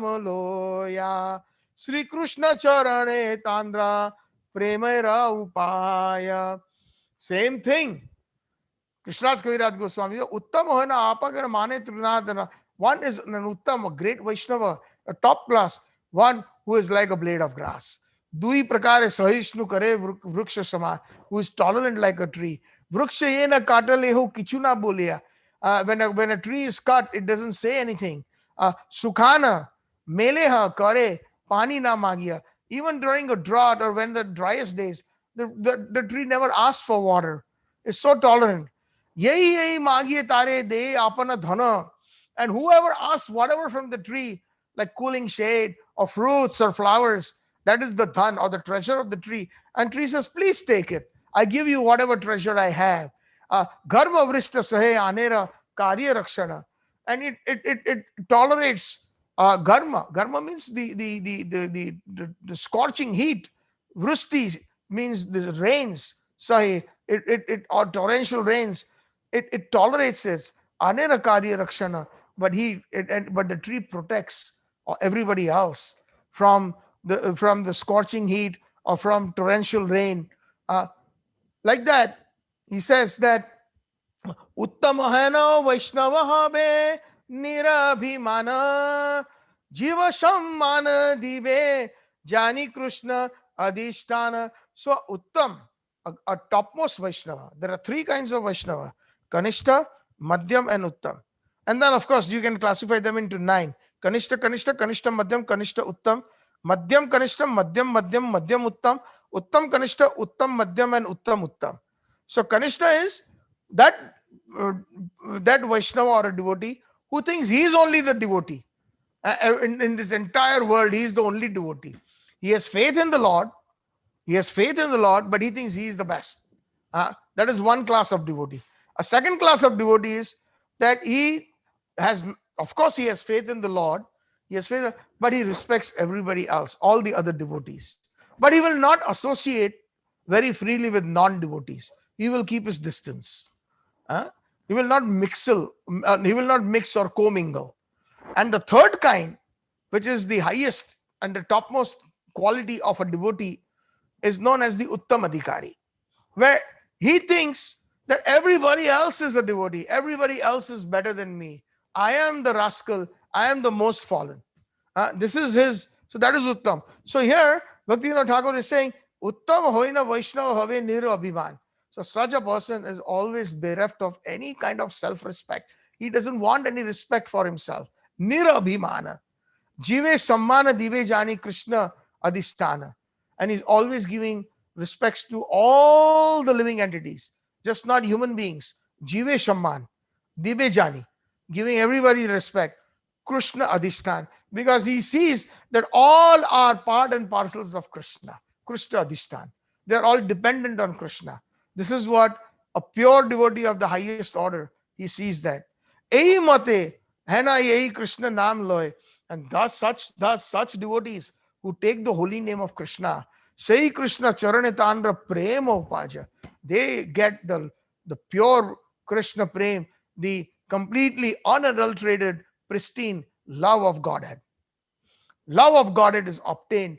That is exactly the same message in this verse. Trinadapi Sunichena Taro Iva Saishnana Amanina Manadina Kirtanya Sadahari. Then ei mate hai na ei Krishna naam loe Sri Krishna charane tandra prema upajya. Like this, like Mahaprabhu says, exactly this is the same thing in Bengali that Krishnadas Kaviraj Goswami is saying that such persons of such high caliber, the Uttam Adhikari Vaishnavas, they, they, they will actually, they are able to get that pure Shuddha Naam, the pure holy name that gives them Krishna Prema. So Bhakti Vinod Kandiya Bale Bale Prabhu Pai Heno Adhikar Kave Diva Hai Amai. Bhakti Vinod Thakur is praying in another prayer that I'm crying, Kandiya, Bale, I'm saying, Prabhu Pai at the lotus feet of Krishna. Heno Adhikar, when will this happen to me? When will I get the privilege of becoming a devotee? So this is Trinada Bhisunichena Taro Iva Sashnanam. Amanina, Manadena Kirtanya Sadahari. So, like this, Bhaktivinoda Thakur has written a very nice song also in Gitavali, which I think we had once sung it. I believe that. Uh, it's called. He is called the song Shikshashtakam song number 3. Shri Krishna Sankirtane Jadi Manasa Tohar Parama Jatane Tahi Labho Adhikar. If your mind is always absorbed in chanting the glories of Lord Krishna with great care, thereby the process of the Sankirtan movement or the Kirtan of Sri Krishna, uh, you will attain transcendental qualification. Uh, uh, you will get the Labhe Adhikar. Labhe Adhikar means one will get the qualification. Right now, we don't have the qualification, honestly, for chanting the pure Shuddha Nam. But we are in the offensive stage. In the offensive stage, in the holy name, there are 10 offenses. What are those offenses? So please try to pay those attention, and those who know it, that's great. Those who are hearing it for the first time or maybe have heard it in the past, that's also great. And every time before we start chanting the holy names, we should try to memorize these, the 10 offenses. And we pray to the holy name because the holy name is a live mantra. He is Sri Krishna. He is Radharani. The holy name is the associates of Radha and Krishna in Vraj. They are the associates in Madhurya Rasa. They are all present in Hare Krishna. So before we chant the holy name, we should close our eyes and within the hearts of our hearts pray, oh my dear holy name, oh Radharani, oh Radharani's Parshads, oh associates of Radharani, oh Krishna Shyam Sundar, oh associates of Krishna, please be merciful unto me. You know, I am chanting in the offensive stage. I'm committing so many different offenses while chanting the holy name. Please, please, it is my desire to become offenseless. Please, please, my dear holy name, O Harinam Prabhu, please grant me this, that I shall not commit the following 10 offenses. So, what is the first offense? And then one should recite those offenses within the hearts, keep your eyes closed, and chant those offenses. And if you go to Google, you will find them, the 10 offenses of the holy name. Just you do that and just add the name ISKCON on it, so immediately you will find so many places on so many websites. You will find those. So, what is the first offense? The first offense is when we consider uh, Krishna equal to all other demigods, or rather, even considering the name of Lord Brahma or Lord Shiva equal to that of Krishna. So that is an offense. There is no comparison. Ekla Ishwara Krishna or Shabbrata. Uh, Only Krishna is the supreme Lord. All of them are his servants. All of them are serving Sri Krishna. Even the avatars of Krishna, they serve Krishna. Uh, Even Lord Balram, he serves Krishna. Even Radharani, she serves Krishna. But because of the reciprocation, Krishna serves them also, and Krishna serves his devotees also. Jiver Swarup Hoy, Krishner Nitya Das. The eternal constitutional position of the soul is he is an eternal servant of Sri Krishna. So all that, even the exalted demigods like Shankar Mahadevji, and so many of them, they're always subservient to Sri Krishna. It is mentioned in so many scriptures. And if you look at Mahadevji, he's always glorifying Krishna. He only does three things, Shankar Mahadev. Lord Shiva, what does he do? Either he's chanting, or he's speaking Hari Katha, or he's meditating on the different pastimes of the Lordship, Lord Krishna. These are the only three things that he does. That is his life. That is his existence of Lord Shiva. And that is why he's known as Shiva. Shiva means auspicious, one who is always glorifying, remembering, Shravanam, Kirtanam, and Smaranam Krishna. That is what Lord Shiva does. And that is why he's known as Vaishnava Nam Yatha Shambhu. Vishnu is the Lord, and Vaishnava is the devotee. Vaishnava is the servant of Vishnu, and therefore he is called Vaishnava. So one should not consider them. Etacham shakalapumsa Krishnastu Bhagavan Swayam. Srimad Bhagavatam also declares that Krishna, you are the supreme personality of Godhead, and everybody else are your amshas. They are your parts and parcels. So that also includes the topmost demigods like Lord Shiva. Shriram Yatha Dadi Vikar Vishesha Yogat, like that.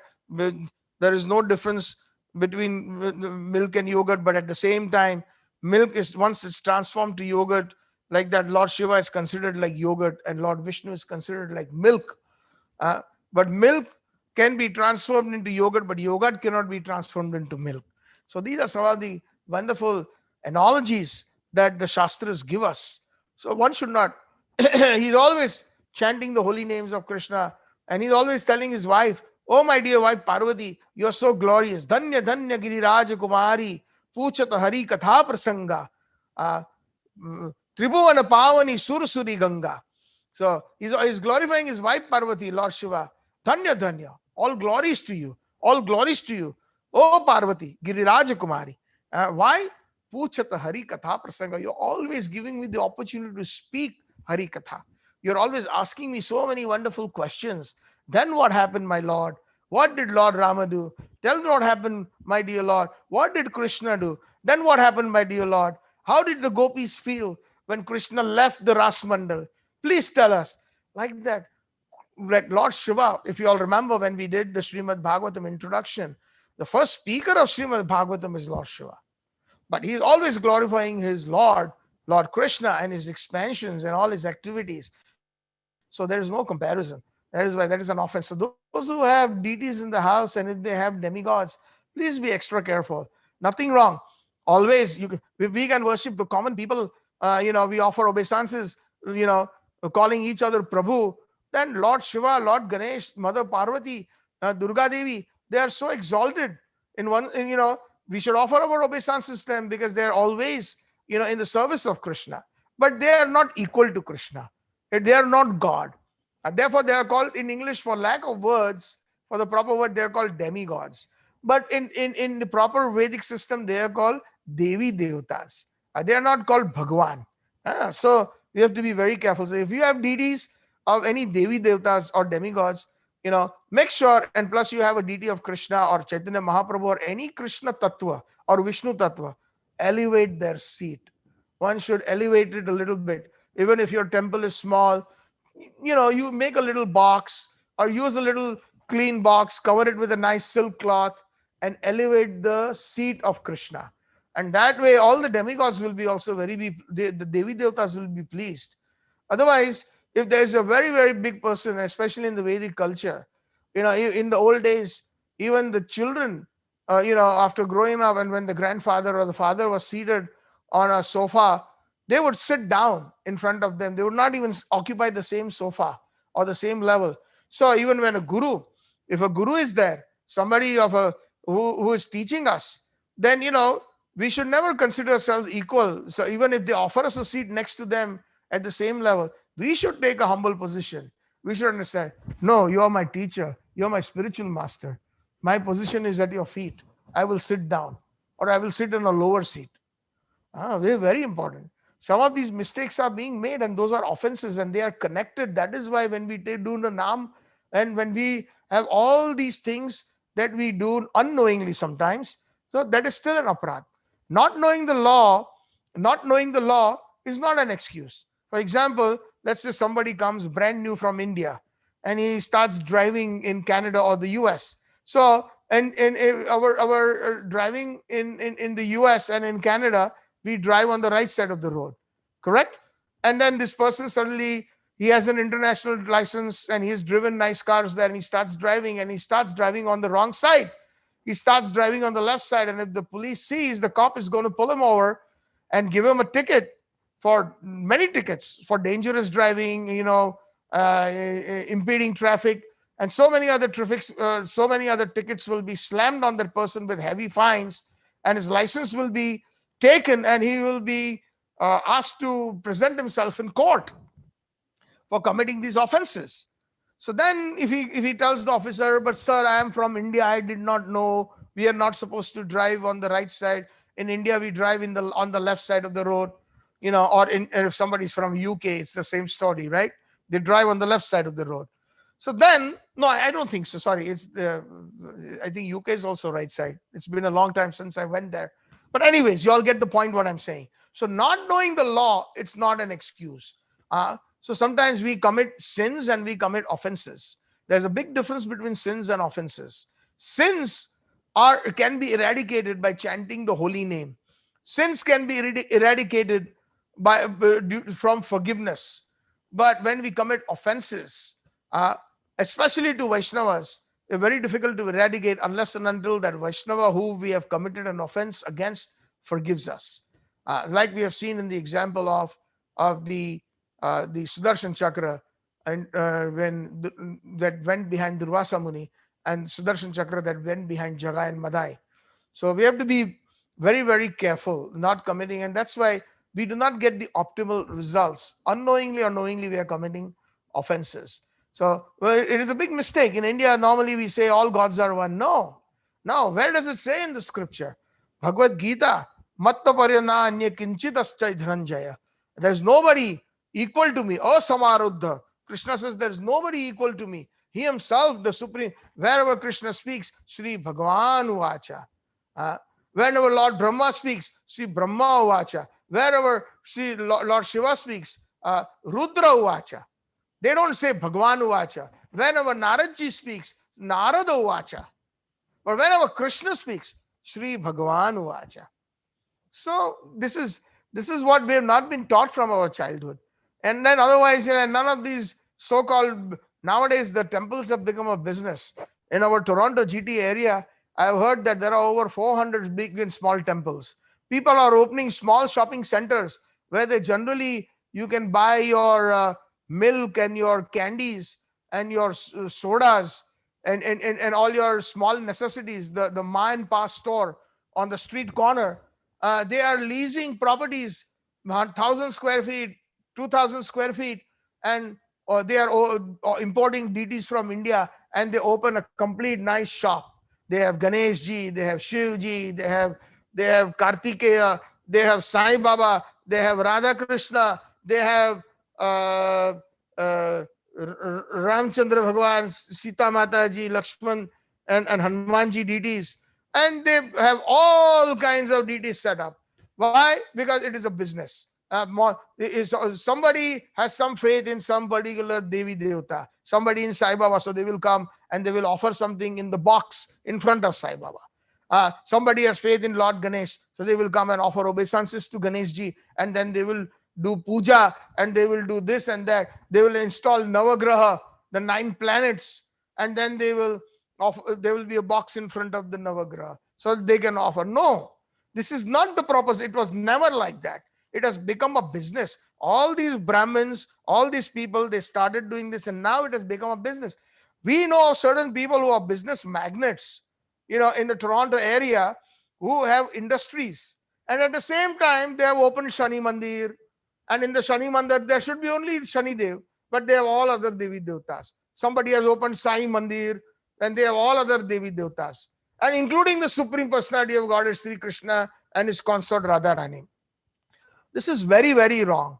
The position of Krishna is high, and even if you have to keep demigods, nothing wrong. Please respect them, I say. Do not disrespect. Sometimes, some very, very fanatical devotees, they are coming to the point where they say, you have to throw away all these demigods.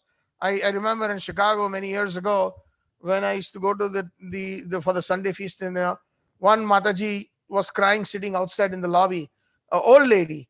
So I knew her from many years. So I said, Mataji, what happened? So she said that, beta, you know, I feel so horrible.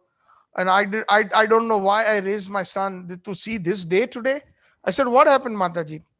You know, my son, after he has joined ISKCON, 2 years now, but he is creating so much havoc in the house. I have had my deities of Lord Shiva, then Durga Devi and Ganesh ji since my childhood. That came from my parents' house, and I had it in our mandir here. But he just got so fanatical, and he got angry, recently, and he took all the Devi Devtas and threw them in the garbage. He said, only worship Krishna. Now, this is nonsense. You know, this is complete nonsense. It is like saying, Naya Naya Mullah Jada hi karta hai Allah Allah. You get the point? Those who understand Hindi. One who is a new preacher is always going to yell out more and more loudly that they will, oh, you will go to hell if you don't believe in the Lord Jesus Christ. He is our Savior. Yeah, you understand that? So, like that, uh, there is a lot of fanaticism even in the in religion. So this is not good. How dare, you know yes, we do say do not, we do not say do not, we say worship Krishna, but we do not say disrespect demigods. Here we are respecting each other, calling each other Prabhu, Mataji, and we are throwing Ganeshji in the garbage. That is a huge offense also, because Ganesh ji is a devotee of Krishna. He is a servant of Krishna. Yad pad pallavam yugam vinidhaya kumbha dvande pranam samaye sa ganadi raja vignan vihurtunus jagatresya govindam adi purusham tamaham bhajami. He is the Vignahari, Vignaharta. He takes away all the material obstacles. That power came from Krishna. When Lord Ganesh bowed down to Krishna, Krishna endowed him with that Shakti, with that special potency to remove obstacles. So, according to Krishna's wish, Lord Ganesh, he offers those results, and he protects people in the material world, etc. So all these demigods play a certain role, but they are not Krishna. But that doesn't mean that we disrespect them. Krishna will be extremely horrified at such an action, and we will never get bhakti if we do that. Absolutely not. Chaitanya Mahaprabhu, wherever he went, he used to bow down to all the different deities, wherever, whether it is Lord Mahadev or whether it is Durga Devi, Proud Maya Devi in Navadvip, and so many other places. Srila Prabhupada offered his obeisances to Durga Devi, Proud Maya Devi. One time Srila Prabhupada was in Navadvip, and he was in front of the Devi Ma temple, and there he, with folded hands, and there was trickle of tears coming from his eyes. So then all the devotees around him, because they were all new at that time, Prabhupada said that we worship Krishna. He's the supreme personality of Godhead, a kind of a clean slate. Do not try to worship this and that, because like the Hindus, they are worshipping they all calling all of those demigods or Devi Devtas God. So Prabhupada made that very clear based on scripture. So then they were surprised seeing Prabhupada standing in front of the of Parvati Devi or Durga Devi's temple, and then Prabhupada sensed that there was a silence, and then Prabhupada looked and then, yes, she is so kind. She's Maya Devi. She is letting our Krishna conscious movement grow. Otherwise, if she wants, she can create havoc. So that is a very humble stance. Of course, Maya Devi will never create havoc in a Krishna conscious person's life. Rather, Maya Devi or Durga Devi will help. Lord Shiva will help. Ganesh Ji will help. But we have to understand the position. It's very, very important. That's Nam Aparad number one. And those who are doing that never put the picture of Krishna. Even if you're on a wall, you're hanging, then make sure there's other demigods. Put that position a little lower. Trust me, see the big difference that will happen in your life, especially in your devotional life. How Krishna will be pleased. How the demigods, they will bless you with bhakti.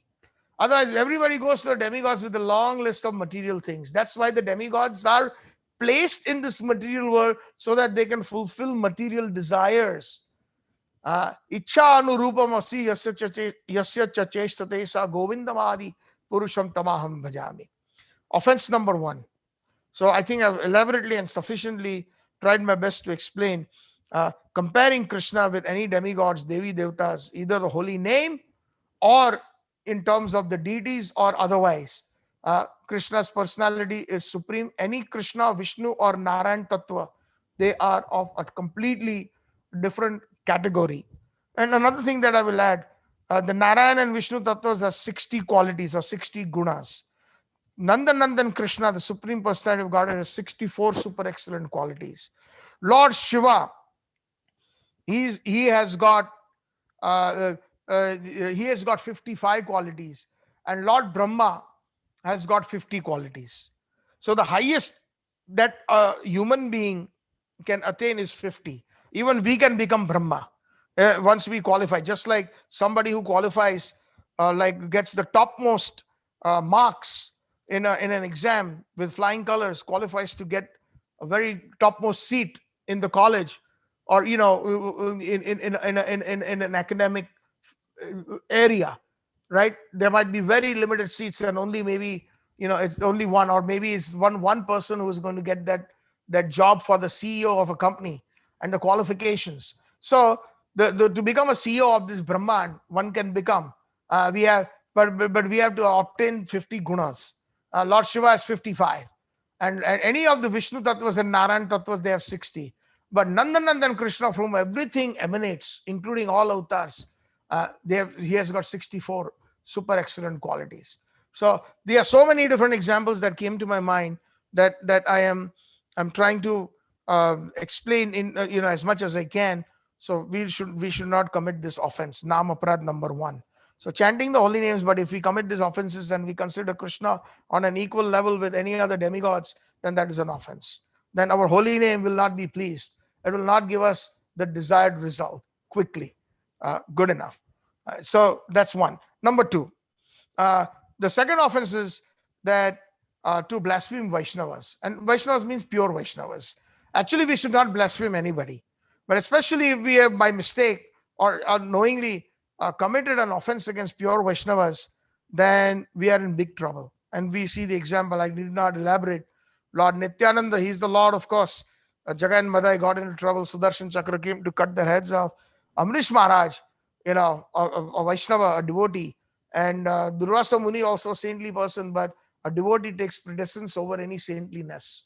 Although he had all the mystic powers and a yogi and he can do all the magical feats, but he is subservient in terms of Krishna's eyes. He had committed an offense. Even a saintly person commits an offense to a Vaishnava, then he is in big trouble. So never on the blaspheming a Vaishnava is an offense, and best is not to. We all have this tendency to criticize, even when we are in a devotional environment, you know. And I'm telling myself also, it is so natural. Sometimes it just comes when people behave in an obnoxious fashion. We just cannot restrain ourselves, but to make a comment. And if we are able to some point get the Trinadapi Sunichena Taro Iva Saishnana Manena Mandena Kirtanya Sadari, then we will be able to do Kirtanya Sadari when we can overcome that. So we have so many things to learn, uh, because we never know in the future which particular devotee can become a pure Vaishnava. Hmm. See, we never know, because Krishna's kripa is such that anybody, Mukam karoti vachalam pangulangai te girim yat kripatam ham vande paramanandam madhavam. Very famous sloka. Most of you all know the meaning. That when the mercy of Krishna or Mukunda happens, that Mukum karoti vachalam, even a mute person who cannot speak, a dumb person who cannot speak, dumb as in one who is not able to speak, a disability, he starts speaking. Pangulangai tegrim, and one who is lame, who cannot walk properly, or who is bereft of a one leg, he can even cross over mountains. Pangu langai. Ulangai means to cross over a big mountain by the mercy of Krishna. Tat kripatam ham vande. I offer obeisances to your mercy, O Krishna. Paramanandam Mahadavam. Paramanandam, the bestower of the highest bliss, the topmost bliss. O Madhav, O husband of Lakshmi, O consort, O lover of Radharani, Madhava. So, like this, that's the second offense we should not commit. And we already somehow or the other covered through the examples of Jagai Madai committing offenses and Durvasa Muni committing offenses. Offense number three, Guru Avagya, to not follow the instructions of a guru. So again, I have to specify here Guru means Sadguru, not some uh, just some guru, because nowadays this is a fashion, you know. uh, so many people are becoming gurus. Guru's definition is given in the Shastra, uh, Updeshamrita. Rupa Goswami says that one who can control his senses, all the six different bodily, urges, then he is able to make the Sishya, he is able to make disciples all over the world. So one should be still sense control.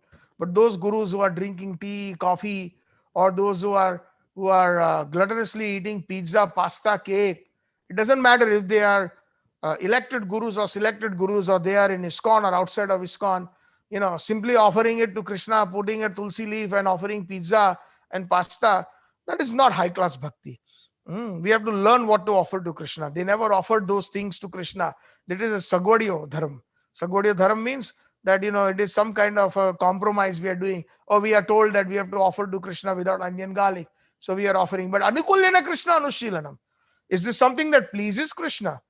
Supposing if I am your good friend and I come to your house, and if I'm allergic or if I don't like, let's say, eggplant, and you are making eggplant sabji, three varieties of eggplant sabji, then you are making eggplant pakoras, then you are making eggplant this, eggplant that, and you are serving me nicely in a very nice silver plate, and then offering me some nice cold coffee which I don't drink, then that service is not anukul.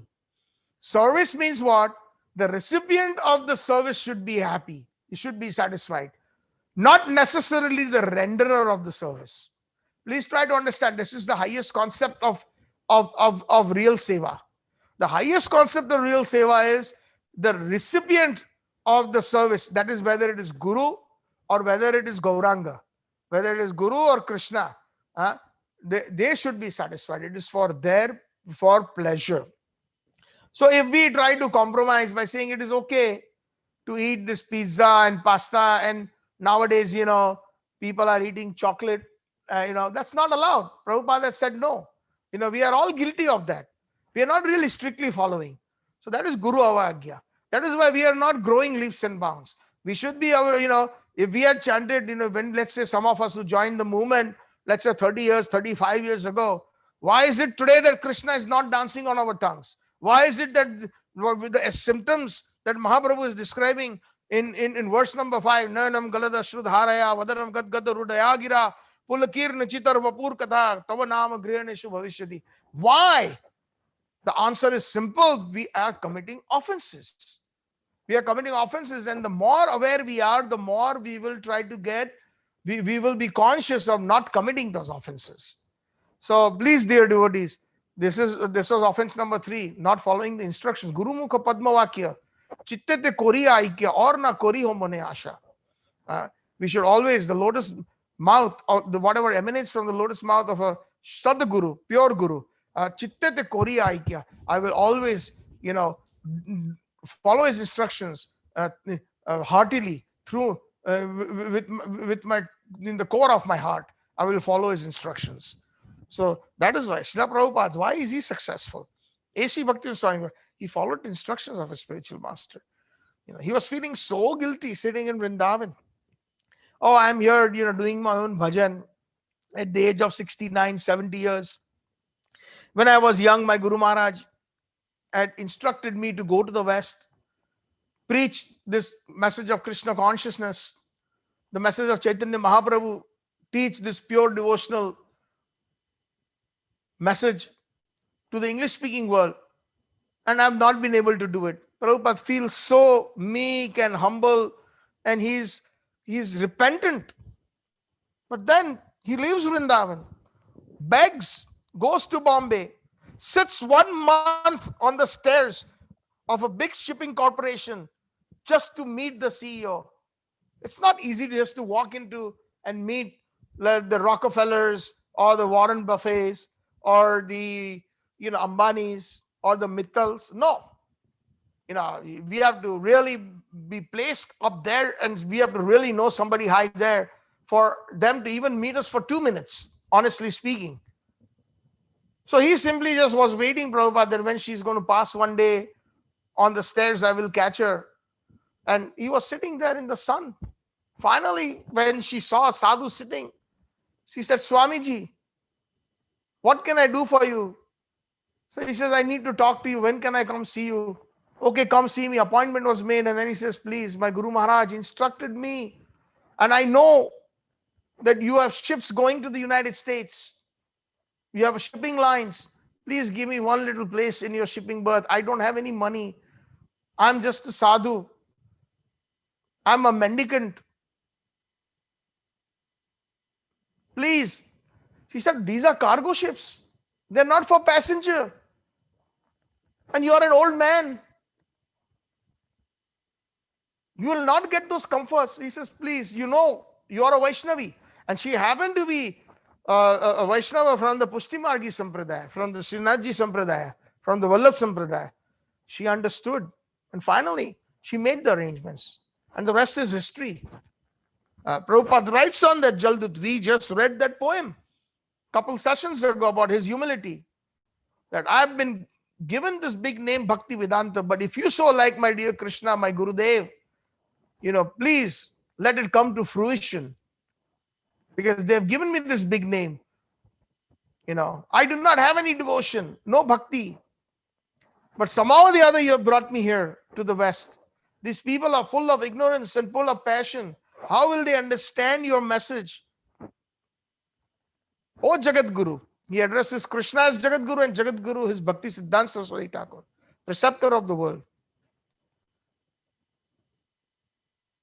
Whenever success came, millions of dollars came to Srila Prabhupada. Devotees gave donations, book distribution, from the opening of temples. Srila Prabhupada always gave credit to his Guru. My Guru Maharaj sent these young boys and girls to me. Otherwise, what can an old man like me do? You are assisting my spiritual master. So, Guru Avagya, following, and that is Prabhupada followed the instructions of his Guru Maharaj, took it to his heart. Therefore, that success was guaranteed. That success is guaranteed to each one of us. If we keep all these instructions within our heart and slowly but steadily but surely, we try to imply them. We try to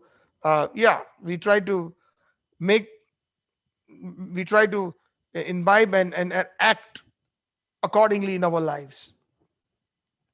The fourth offense while chanting the holy names is to blaspheme the Vedic literatures. People sometimes, especially Jada Vidya, Mayar Vaibhav, Jive ke Kore Gada, we just sang that bhajan, that this material knowledge, Bhaktivinoda Thakur is saying, has made this jiva, this person, into a donkey.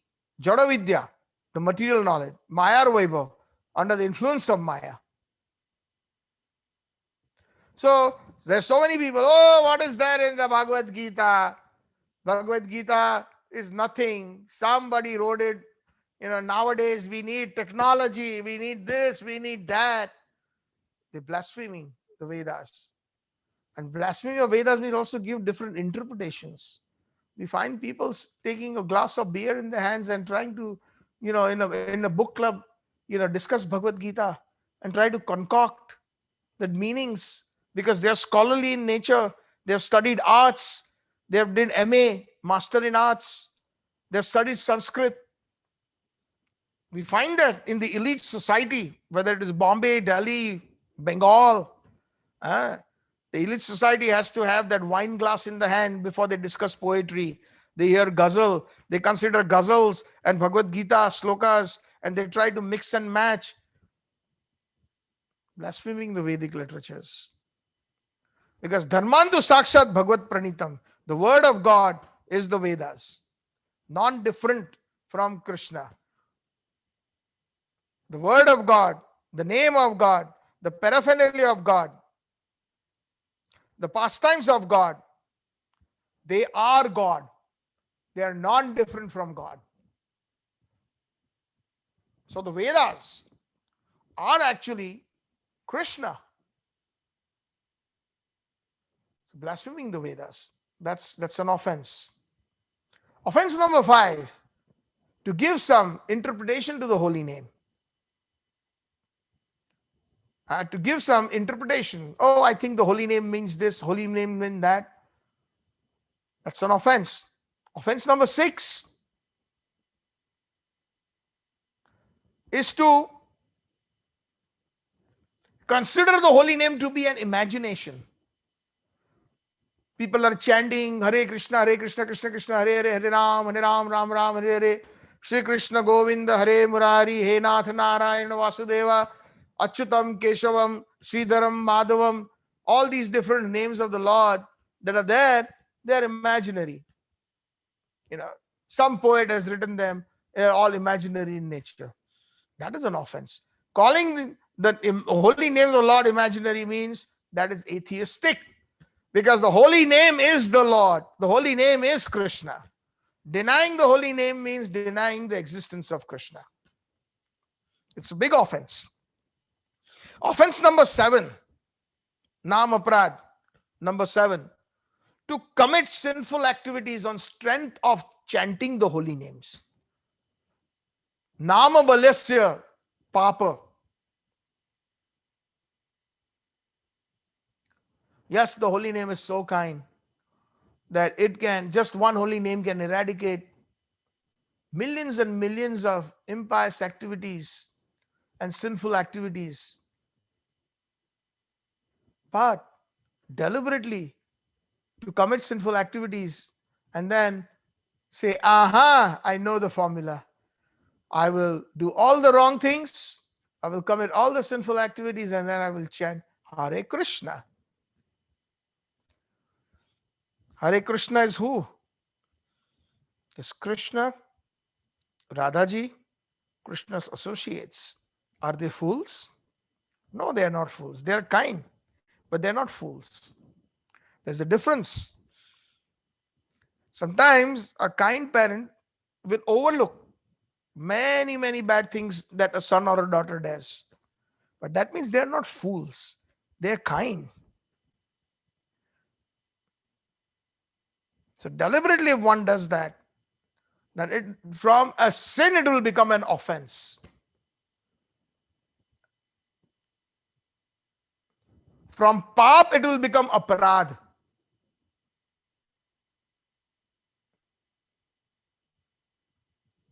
Then it doesn't work that way. Deliberately. Yes, Ajamil was very, very sinful, associated with the prostitute. He looted people. He was a dacoit. A lot of dirty things he did. But he didn't do it on the strength of the holy name. He did it because he was a victim of circumstance. But even when he chanted the holy name in the reflection or Nam Abhas by calling out his son, whose name was Narayan,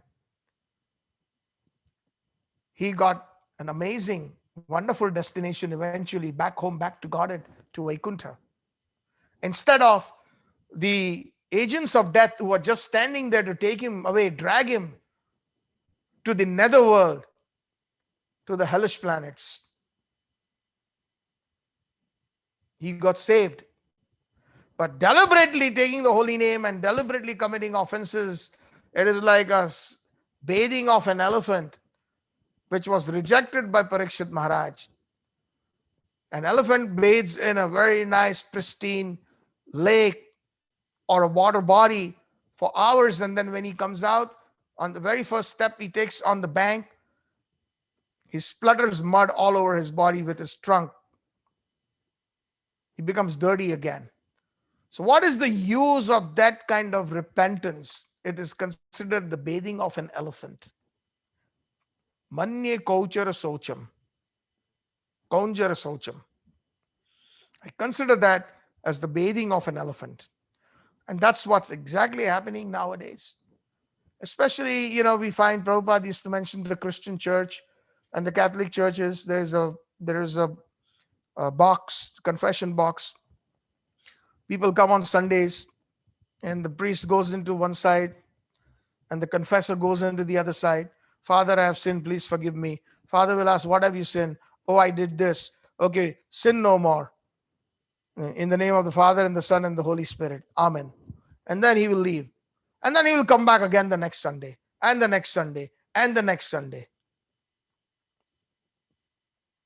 But pure bhakti is not like that.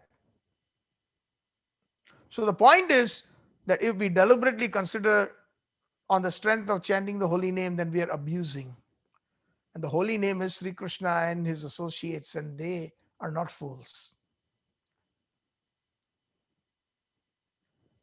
Offense number 8, to consider the chanting of the holy names to be equal to the mantras of the Vedas, especially those in the Karma Kand, for fruitive activities. The Vedas deal with many subject matters, with material life and spiritual life. And for the obtaining of material life, there are so many different karma kandi or fruitive activities that are recommended so that one can get more prosperous or obtain more wealth, obtain material powers, obtain siddhis, etc. And there are mantras that help in obtaining material goals. Now, to consider the material goal mantras and the Mahamantra or the holy names of the Lord to be on an equal platform is blasphemous. It is offensive. It is an aprad. It is almost equating the demigods to Krishna, like number one, Namaprad one, analogous to that.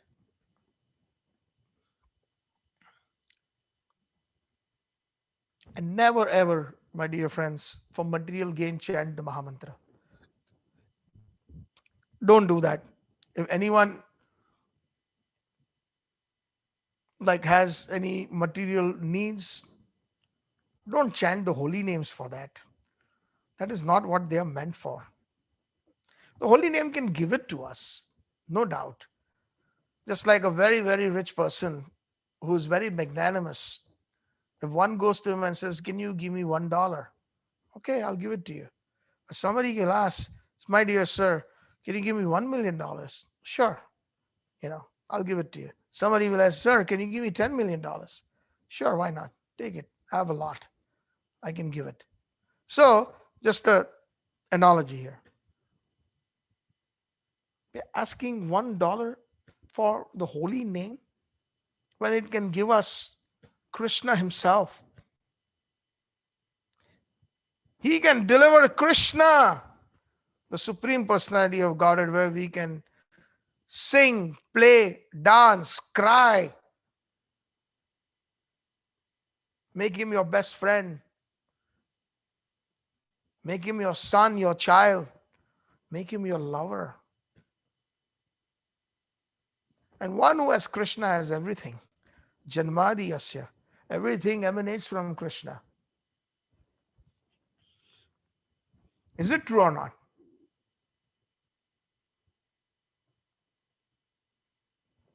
So that is offense number 8. Offense number 9, while chanting the holy names.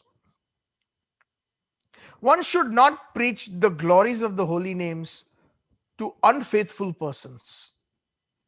If the faith of a person is horribly low or consciousness is pretty low, don't try. Um, because otherwise we will become instrumental in him blaspheming the holy name. And I think some of you have heard this before, this example that I give in my practical life.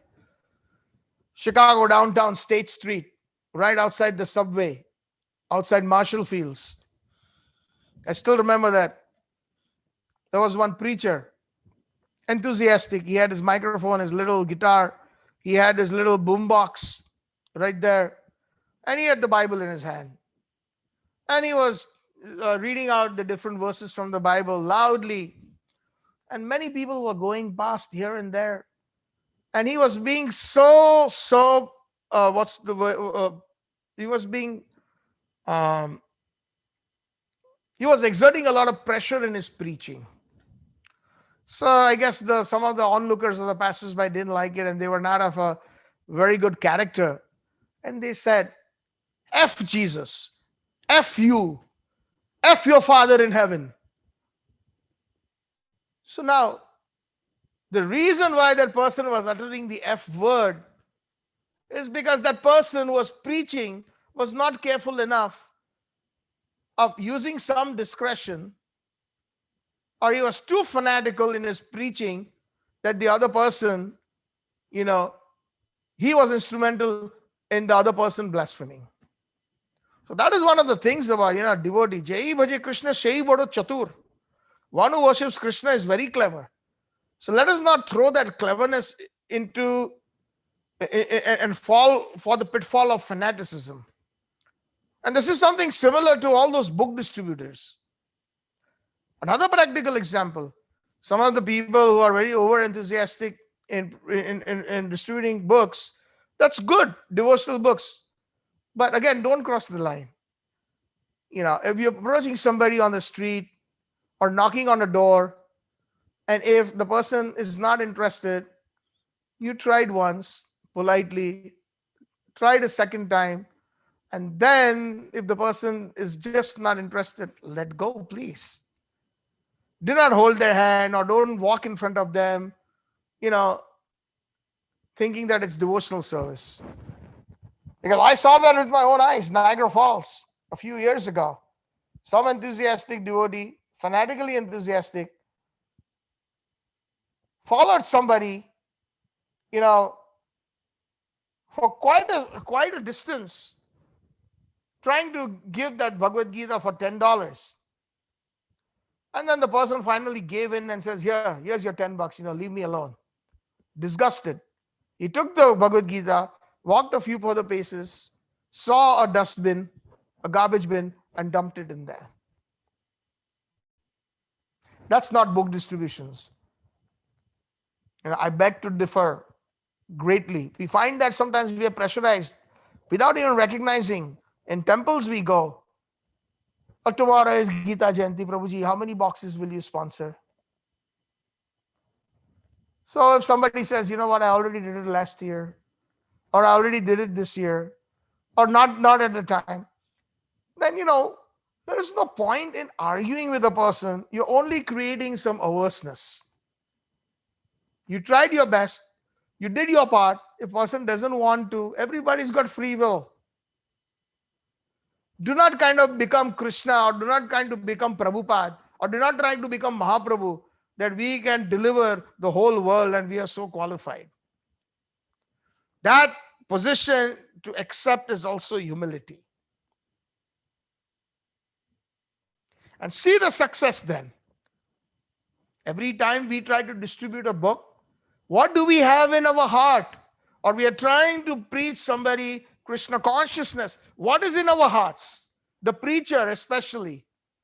If it is only for the well-being of the other, then the message will be received very nicely. Because Paramatma is situated in that person's heart. That recognition will come. But if somebody has some agenda, I'm building a temple, I'm building this, I need $500, I need $5,000, I need this, I need that, I need a new laptop, I need a new watch, then it is not different from all those Bhagavad Kathakars who are charging lakhs of rupees, sitting on the pulpit because they have a good oratorship. They have memorized the so many verses. But what is their agenda? Ram Nam Japna Paraya Malapna. You understand that? I think Brendan is not. And I think, I think everybody else probably. Ram Nam Japna means simply chanting the holy name. But what is the motive? Paraya Malapna. What is in your pocket should become mine. What is in your pocket should become mine. And that is why I'm chanting the holy names. That is why I'm preaching. So very careful. Now, offense number 9. The best thing you can do if you're really compassionate about a person who doesn't want to do anything, give them prasadam. Offer it to Krishna. Keep a few bananas, apples, something that is a common, fruit that everybody likes, and say, hey, you know what? I have this. Can I share this with you? And the moment they take that prasadam with them, they've already taken the seed of bhakti within their hearts. The moment they pop it, the moment they hold it, because it is the kripa of Krishna, that prasadam. Sometimes we come across such situations in offices and neighbors, who may not understand all these things, but let us not be fanatical about it. Be a good friend of those people, then see how Krishna consciousness will work like magic. If you make them a friend And if you really feel that you're just like if you have a wonderful pastry at home, and it may be of small quantity, but if you're really a very, very magnanimous person, you want to share it with all. Like a Vaishnava. If anybody comes to the house, always come. Please have dinner, have lunch. You know, although we did not expect you, you just came. That is why they call Atithi Deva Bhava. Tithi means appointment, date. Atithi means without date. One who comes without the date and knocks on your door is considered like a demigod coming from the heavens. That is our Vedic culture. And we may have only maybe 5 chapatis, a little bit rice and dal. That's okay. We share it. We may not have it. Or if that person can wait, I'll make more. Atiti Deva Bhava.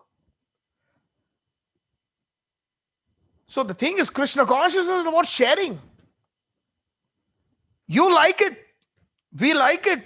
We like the message of Bhagavatam. We like the message of Mahaprabhu. We like the message of what Prabhupada is giving us. If we liked it, then why just keep it within us? Give it to others. But please be friends first with them. And give it in whatever way you can. One may not be a speaker, one may not, but at least we can, if there is a satsang going on somewhere, we can invite them. Come, encourage them. But don't force them. If we force them, they'll become ours. We received the WhatsApp message from the Bhaktivedanta Bhagavad group. If you like what you're hearing, share it. We're not asking for any money. We don't want anything. Not asking a single penny from anyone. Our mood is to assist Srila Prabhupada. And that's what I want in each one of you. In whatever way you can, spread this Krishna consciousness. It is the highest gift.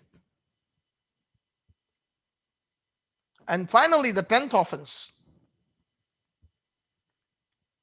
The 10th offense is, in spite of chanting, hearing,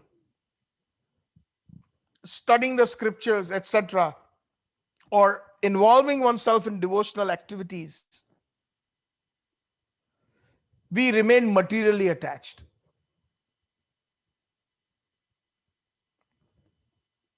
And also, chanting inattentively is an offense. So, the more we advance, diametrically opposite our material attachments, the gap should increase. And if we want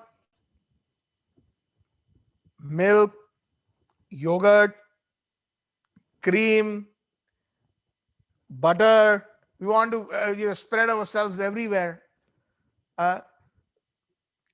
then we are not going to get anywhere. Vyavasaya atmika buddhi ekeha kuru nandana bhausaka hi anantasya samadho na vidyate. Krishna says in the Bhagavad Gita, those whose minds are irresolute and multi-branched, they will never attain perfection. Samadho na vidyate. So as we are chanting the holy names, naturally our own inside us, some detachment will start coming. Those people who are still attached to the big balances, but they still wear the garb of a sannyasi, and they wear those starched clothes, perfectly ironed, and a Rolex watch, and they have a couple million sitting in the Swiss bank account, and 10 properties in different cities, renting it out to their disciples, and collecting more and more. Where are they going to take it? And there are some sadhus that I have seen with my own eyes, that even if you give them $1 in pranami, whichever temple closest is there, they will donate everything to that temple. No, this is for Prabhupada's service. There are some gurus who give their poor disciples money. Okay, you want to go to Vrindavan, you don't have money. I received some donation. Here is it is. There are some sadhus who go to the villages and they do Bhagavad Katha. And the villages cannot afford the arrangements. We have seen sadhus who out of their own money, they arrange for everything, including prasadam. They pay out of pocket. That is the perfect use of Lakshmi. And that is, although having Lakshmi detached, Srila Prabhupada also completely detached, although he had millions and millions of dollars coming in.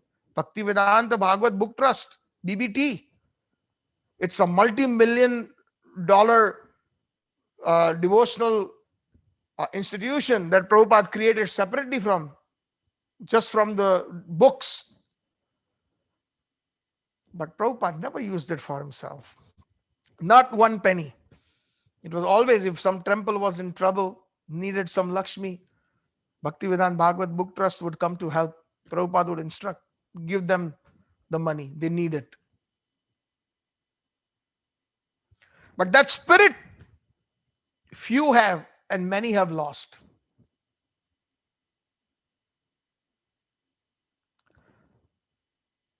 Prabhupada wanted, he would have put in his will that, I have sons and grandsons in Kolkata.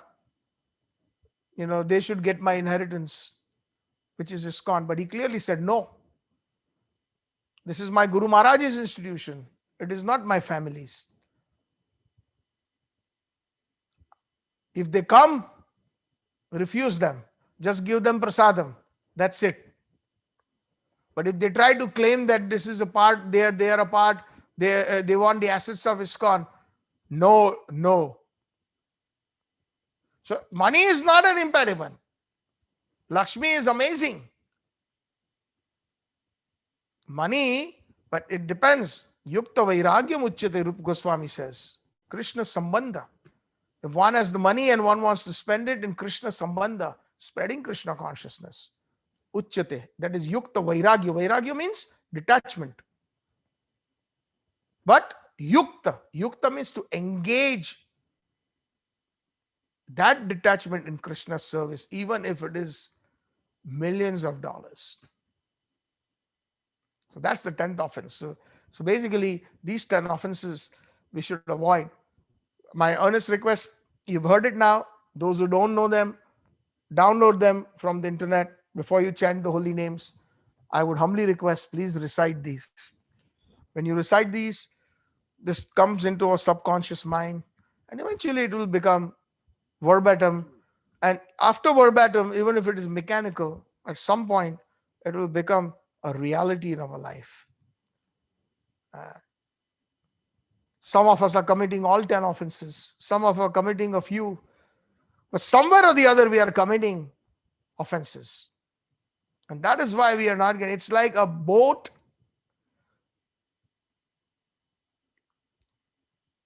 When you drop the anchor and you keep rowing, how much farther can we really go? Probably the length of the rope to which the anchor has been dropped. Many years ago, I remember in my childhood, college days, I used to go to a club in Bombay. So there was a boat club, swimming pool, all those activities, sport activities, badminton, chess, carom, cricket, everything. So I used to love to go down to the seas and take the boat, a rowboat. Thank you, Brendan, for coming. And one time, we had a couple persons that we used to go, small rowboat, go into the Bombay open ocean. And I was rowing, and then I know that my partner was sitting in the back, my friend, he had dropped the anchor. And I kept on rowing, and I'm looking at a reference point. We had the Governor's Beach uh, along the coast. And I'm saying, I'm seeing the Governor's Beach, I'm seeing the Governor's bungalow, and it's not moving. And I'm like, seeing that there is no current in the ocean. I don't see any major waves or anything. How is this boat not moving further? Just a few inches. And then I found out that he had dropped anchor. And then, we got into a kind of a furious thing. What kind of a joke is that? Can't you see it's like almost the middle of the day and I'm sweating, and and we still have to go back a couple miles back to the shore. And so the point is, anyways, that's what it is. We may make some progress, little progress, but not as much as we really need to make, because of these offenses are like anchors. They are like the headwinds that give us resistance. So thank you very much. I think I will stop here now. And we have actually completed verse 3. We can keep on going. There's so many examples of humility.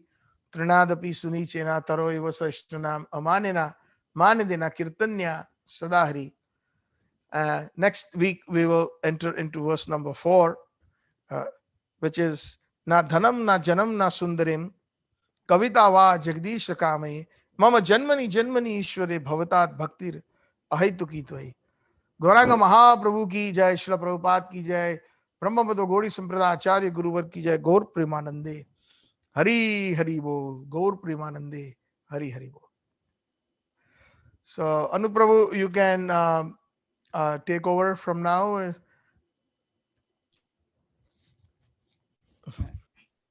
Hello, can you hear Yeah, me? Hare Krishna, everybody. Please accept my humble obeisances. All glories to His Divine Grace, A.C. Bhaktivedanta Swami Srila Prabhupada, and all Gaudiya Vaishnava Acharyas. On behalf of Bhaktivedanta Bhagavat Group, we welcome you all the devotees, and thank you. We thank you all the devotees for attending today's program. Today was week 15 on the discussion of Chaitanya Shikshashtakam, and today we discussed verse 3. Basically, Prabhuji talked about humility. Specifically, he mentioned the 3 stages of chanting, which is Nama Aparad, Nama Bhas, and Suddha Nama. And on Nama Aparad, he clearly explained the 10 offenses that we generally make when chanting. So that's one thing we should take home, that we should not be doing those offenses in the chanting. Also, how Maya interferes with our realization. And when we are more educated and we have a lot of wealth, how it interferes with our realization. That Prabhuji discussed about that. Thank you very much, Prabhuji, for enlightening us with these informations. That will be definitely help us. Thank you very much again, all the devotees. Now we'll open our mic for any reflections and comments. Thank you very much. Good evening. You may unmute yourself. If there's any questions or comments, please feel free to share.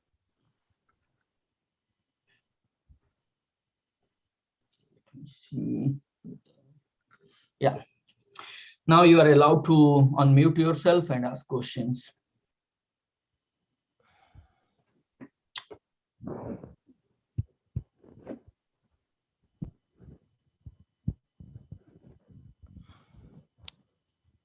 So Prabhuji, I have a couple of questions.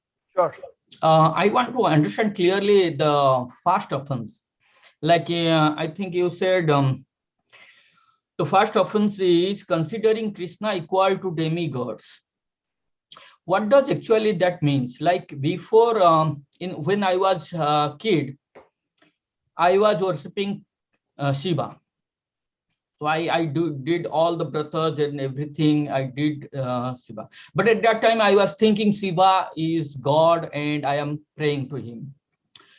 So in that case, I didn't compare with Shiva, Krishna, or any other gods. So is that a aparad?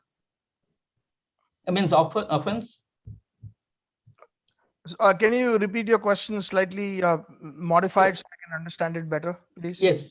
When I was a kid, I was praying to Shiva. I was keeping Shiva. So you're asking like in your childhood whether you made an offense. Yeah, is that an offense to worship Shiva? Means it's not like I didn't compare like who is God, who is small God, big God. I never had that kind of feelings. Right.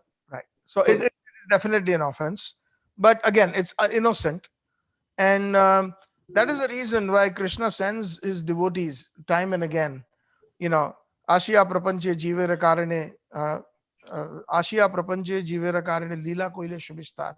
He performs his wonderful pastimes, and through the pastimes, along with sending his devotees, so that he can take us out of avidya. We all have done this. And some of us are still doing it. So the thing is that the day we know, and when is sufficient praman or evidence is provided based on Guru Sadhan Shastra, then an intelligent person will accept it. And once it is accepted, and once we chant the name of Krishna, uh, then Haristane Aparade, I got the answer. See, this is Paramatma who gave me your answer through this particular evidence. Narottam Das Thakur says, Haristane Aparade, Tare Hari Nam. Toma sthane aparade nahi paritran. So if one has committed offense against Hari, meaning Krishna, to tare Hari Nam, it will be counteracted when we chant the holy name. So even though we have committed offenses towards the Supreme Lord, by chanting the holy names of the Supreme Lord, we can counteract those offenses. Because the word is saying not Haristhane Pape, it is Haristhane Aparade. Or Tare Hari Nam. Tare means to deliver. So when we take the holy names itself, it will divide. So, But one more Thomas Thane Aparade Nahi Paritan. When we commit an offense against a pure devotee, there is no recourse except if that devotee forgives, etc. So, that is the answer to your. so We have all done that. If not in this life, in some other life. Maybe we are born as Krishna. Some of us may be born as Krishna devotees in this life, but in the previous lives, maybe we may have done that.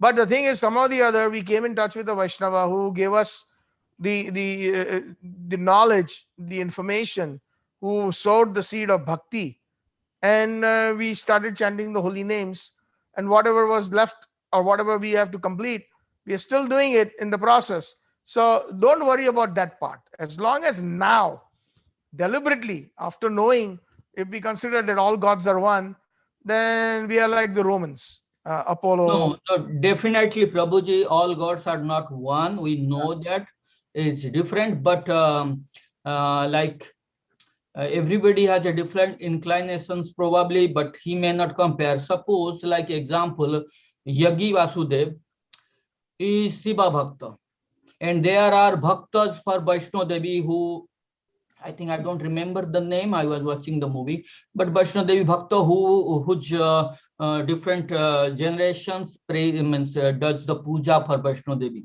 So, so what happens in their case? Like they don't I don't think they compare like who is small and my case. I was kid. My offense was innocent. It was okay. What happens to them? Their case. Yeah, good question.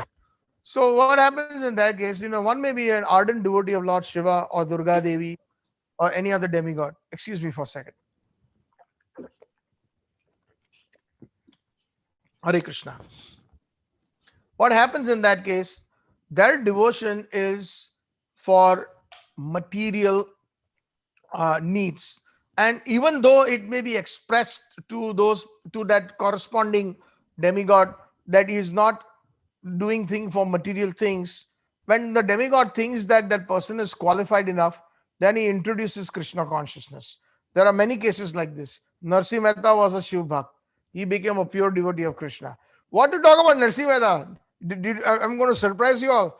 Bhakti Vinod Thakur was a Shiv Bhakta in his pastimes. In this, when he came in this time, of course he's eternally the servant of Radharani, but he played Kedarnath Dutt. He was a Shiv Bhakta when he appeared in Bengal. But later on, that mercy was manifest, and he became a Mahaprabhu's devotee and a Krishna devotee. And then, of course, he is the leading acharya of that time. And even today, we consider Bhaktivinoda Thakur as our beacon. Prabhupada considers him. Bhakti Siddhanta Saraswati Thakur considers devotional life without Bhaktivinoda Thakur's teachings is like a fish without water. So the point is that if one is very sincere, even with demigods are also very kind. Nasi Mehta, when Lord Shiva appeared, due to his devotion to him, he said, I'm very pleased with you, Narsi. Ask something. Ask a boon. So Narsi Mehta said that please give me that is the rarest and that you like the most. Give me darshan of that. So Lord Shiva said, wow, everybody's asking me so many material things. But here, this person is asking me for something very different. Oh, you really want that? She said, yes, come. So in his same body, he took him to Golok Vrindavan. And he gave him darshan of Krishna and the gopis and the Ras Leela. And from that moment onwards, he was so engrossed. Actually, they had a torch. It was nighttime. They had those mashal, the oil soaked, what do you call the lamps that they use with the stick. And while he was so much engrossed, Narsi Mehta, just at the beauty of Krishna and the gopis of Golok Vrindavan, his hands started burning. When the wick came to the end part, and then he was still holding it, and he was so engrossed in Krishna Bhakti. So then Lord Shiva blessed him. You're in the right place now. Krishna Bhakti is the ultimate, and that's what I do. And you asked me for that, so I'm giving you. But most people in this world, they don't ask for that. They do not ask for that. Lord Shiva is able to deliver. you know it's like, it's that multimillionaire again. You want, somebody's asking $1, or somebody's asking $10, somebody's asking 10,000, somebody's asking 10 million. He's capable of giving. So Lord Shiva is capable of giving. He's capable of giving that. Radharani is capable of giving. Krishna is capable of giving. So these Vaishnavas are capable of giving, or if not, at least they're capable of blessing. They're capable of blessing. So their blessings go a long way. See, if you go to Vaishnav Devi, or if you go to Lord Shiva, our now that we know, we respect them, we bow down to them, we offer our Dandavat Pranams, and we say, please, Ma, remove the obstacles in this material world. I know you can give me a lot of material things, but if you are pleased with me, please, give me Krishna Bhakti. Same thing we can pray to Ganesh Ji, we can pray to Lord Shiva, and certainly success is there, because the blessings are there. If a demon like Hiranyakashipu, he got the blessings of Brahma, with so many different demands that I won't die in the day, night, I won't die with a human being, animal, I won't die in the palace, outside my palace, in water, in the skies, with any weapon, etc., etc. He made a long list. He wanted to become immortal, but Brahma said, I cannot give you that boon. So he tried to circumvent. And so Brahma said, okay, tathastu, tathastu. If he can, so demigods are capable of giving blessings, 100%, because they are in the service of Krishna. And Krishna definitely is very, very, very kind to them, and because they are in their service. That is the difference between a demon, asur, and sur. Sur means they are serving Krishna. Although they have certain portfolios in this material existence, in the creation, whether it is the heavenly planets, in the hellish planets, or on the earthly planet, whatever role they are playing, they are in the government of Krishna. And if I would want to use those words to make it easy to understand, right? So they are servants, they are government servants. So they're sincere servants. Well, occasionally it happens that some of the demigods also display certain symptoms of ordinary human beings, of greed, envy, etc. That happens. But still, Krishna is favorable to them, although they may act sometimes in a very, very non-saintly, or a non-devta, or a devi type. Like Indra has done many offenses, sometimes he has done that. But Krishna, being because he is the devta, he's still, that's what happened. When the demigods and the asuras and suras, they had a fight, and they wanted. Yeah, out of all demigods, Shiva and Vaishnav Devi are the two top Vaishnavas. Like, Yes, 100. they, yeah. Yes, yes. So offenses will be committed, but that's why the holy name is important. The one thing is, we should not try to commit offenses against Vaishnavas. Then that's a really uphill task, even for the holy name. But any other offenses, even offense to the Lord Himself, the holy name can eradicate. Sins are just like a little, what do you say? Like for a little baby to cross over a little calf, with filled with water, the hoof. How a little baby can even jump over. So the entire material ocean we can jump over. The sins can be nullified or eradicated just by taking the holy name.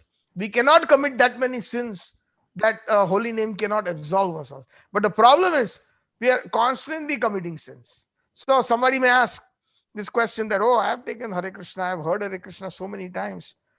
but then why I'm getting these reactions? So the thing is that there's a constant process going on.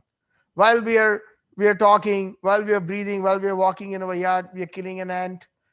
That's a pop. Unknowingly, unknowingly, we are even ingesting many airborne germs, and we are killing them. That's also by law, it is an offense, killing, right? So the thing is that this all these things happen knowingly or unknowingly. It's a constant thing.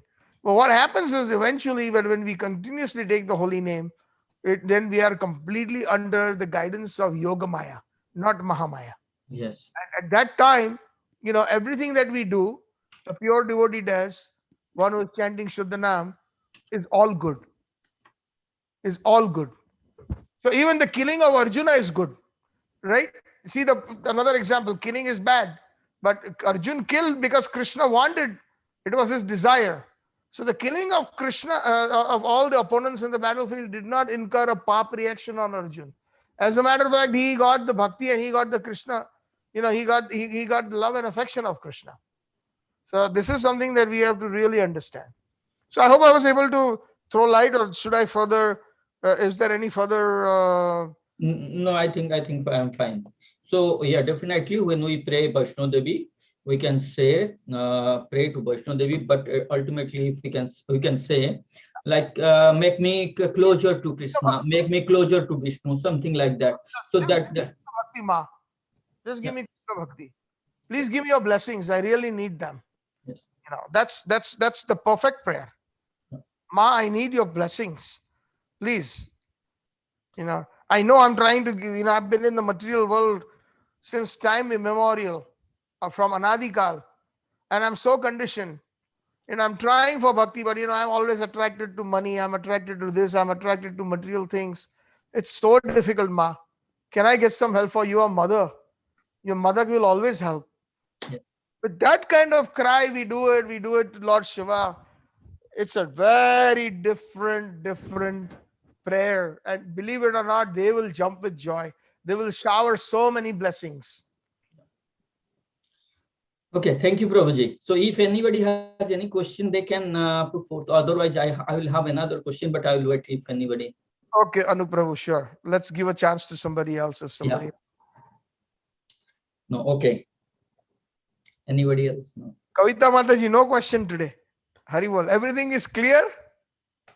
Haribol. Okay, one more question, Prabhuji, then. Sure. So what we know in Jagannath temple, Jagannath, Balabhadra, Subhadra, and Sudarshan both stays. So when Jagannath goes to Rath Yatra into the Rath, Sudarshan also goes with him. So what I feel, Jagannath or Krishna, Sudarshan stays in the same place together. But in the spiritual world, why Sudarshan has to come from Vaikuntha when in Krishna stays in the Vrindavan? Okay, first of all, Krishna doesn't carry Sudarshan in Vrindavan. So where it Never. stays? That's the Dwarkadish question. carries Sudarshan. Excuse me. Sorry. Dwarkadish carries Sudarshan. Dwarkadish. Dwarkadish. So Dwarkadish stays in Vaikuntha, and Yes. he carries. Okay.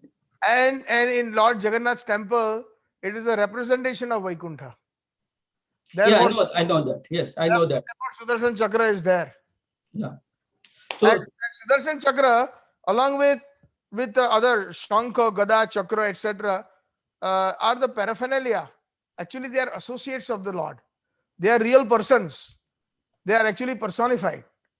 But we see the representation in the form of a disc or the conch shell. So these are real persons. They are actually the sevaks, and they are there with the Lord always. so in On which so, avatar? yeah, so in Jagannath temple we call like Jagannath is Krishna. So it's actually Dwarkadish Krishna. Yes, but I explained that last time in the Rath Yatra Yeah, I know. katha. Yeah, Mahaprabhu gave a different dimension. He is Dwarkadish Krishna, but his love and the expressions and everything about him is Vraj Prem. Yeah, but that's very confusing, Prabhuji.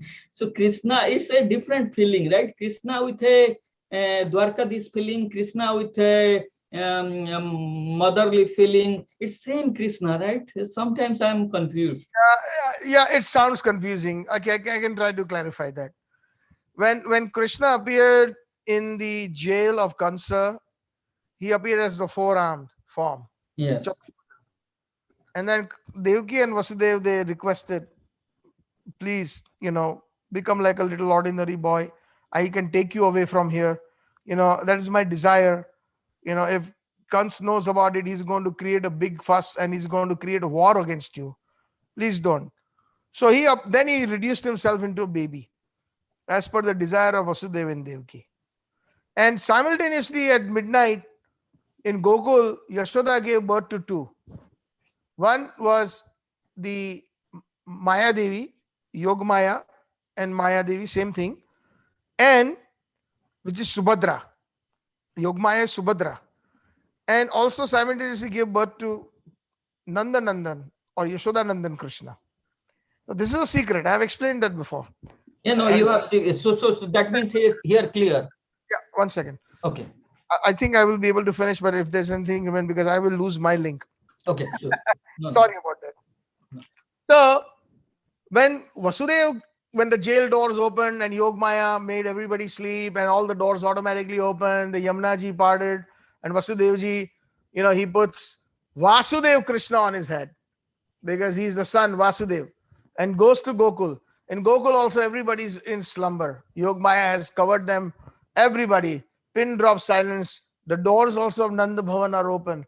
The doors inside of the Prasuti Graha, the what do you call the maternity room, it's also open, slightly open, and Vasudev is guided, although it is dark and everything, he is guided by the Paramatma as Krishna himself in his heart, that where to go and where to go. And then he finds Mother Yashoda, and there he only sees one baby girl on one side. The other side is more darker. He doesn't see it.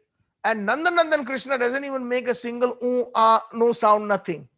So he sees the baby girl. He simply replaces the baby girl, takes her up in the arm and loves her like his own. Kisses her. That like a daughter, and takes her back to the jail there. And the rest is history.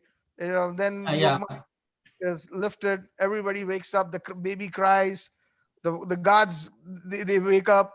Kans is informed. Kans comes in and he sees a baby girl, but then still he doesn't have that confidence. The eighth child. This is the danger. Although she's a girl, but then he takes it and tries to smash it, and she simply gets off from his hand because she's Yog Maya, Maya Devi, Durga Devi, actually expansion of Yog Maya, and laughs at him and says the eighth child is already born in Gokul. So the point is, now when Vasudev goes back, Vasudev Krishna, who is on the right side of Mother Yashoda, and Nandanandan Krishna is on the left, they merge. And Mother Yashoda is still asleep. Then, after merging, Nandanandan Krishna starts crying. And then Mother Yashoda, out of her maternity slumber, she wakes up, Nanda Baba and everybody, and they find out. And then there's the huge Nanda Utsav. Now the thing is that Vasudev Krishna is merged into Nandanandan. They have become one. At the time when Akrur comes to take them to Mathura, when they're grown up, about 12 years old, Krishna Balram, on the border of Mathura and Vrindavan, Akrur stops to pay his obeisances. At that time, when he is paying his obeisances, Vasudev Krishna comes out quietly. And Nandanandan stays in Vrindavan. And he stays in bhav form. That is very difficult to understand with our level of bhakti and our senses. He stays in the hearts. He stays in every atom of Vrindavan because Nandanandan Krishna doesn't take a single step outside of Vrindavan. Ekam padam na gacchati. That is the verdict of Bhagavad, of all the bhakti shastras and of all the great devotees. So that has already been, we have to accept that. So now Vasudev Krishna, born to Vasudev Devaki, is back on that chariot along with Baldev, and they go back, they kill Kansa, in that wrestling match, in that arena, kill the other Mushtik and Chanur, etc., free the parents. And then later on, what happens is that because Kans was killed, the father-in-law, Jarasan, being so upset that the son-in-law was killed, he starts attacking Mathura 18 times. And 18 times Krishna and Balram defeat them. Defeat Jarasan and his army and send him back.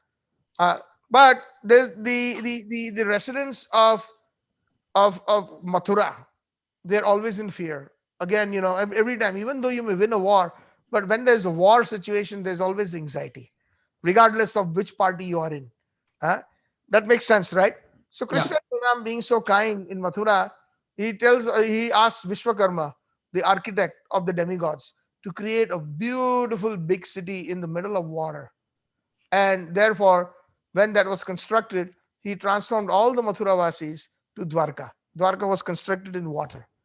There's a city in the water. It's called Bet Dwarka. Even today, we find some remnants. And recently, we are getting all those WhatsApp images and everything. Divers had gone and they discovered. So now Vasudeva Krishna rules Dwarka after the parents, and then he becomes Dwarkadish. Uh, Dwarkadish. He was for there in Mathura. He was known as Mathuresh. Esh means controller. Mathura means the controller of Mathura. Dwarkadish means the the Isha of Dwarka, or the controller of Dwarka, the master of Dwarka. So there he marries. Krishna enters into the Grihastha life. And he has got over 16,000 wives, 16,000 palaces, amazing city, everything.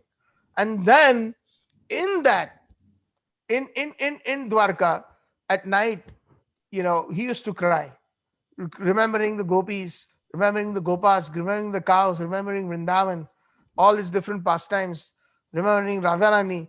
And at that time, the gopis, meaning the queens, Rukmini ji, Satyabhama ji, Jambati ji, the 16,000 wives of Krishna, they all experienced it. And Krishna had expanded himself into 16,000 times because he is Vasudeva Krishna.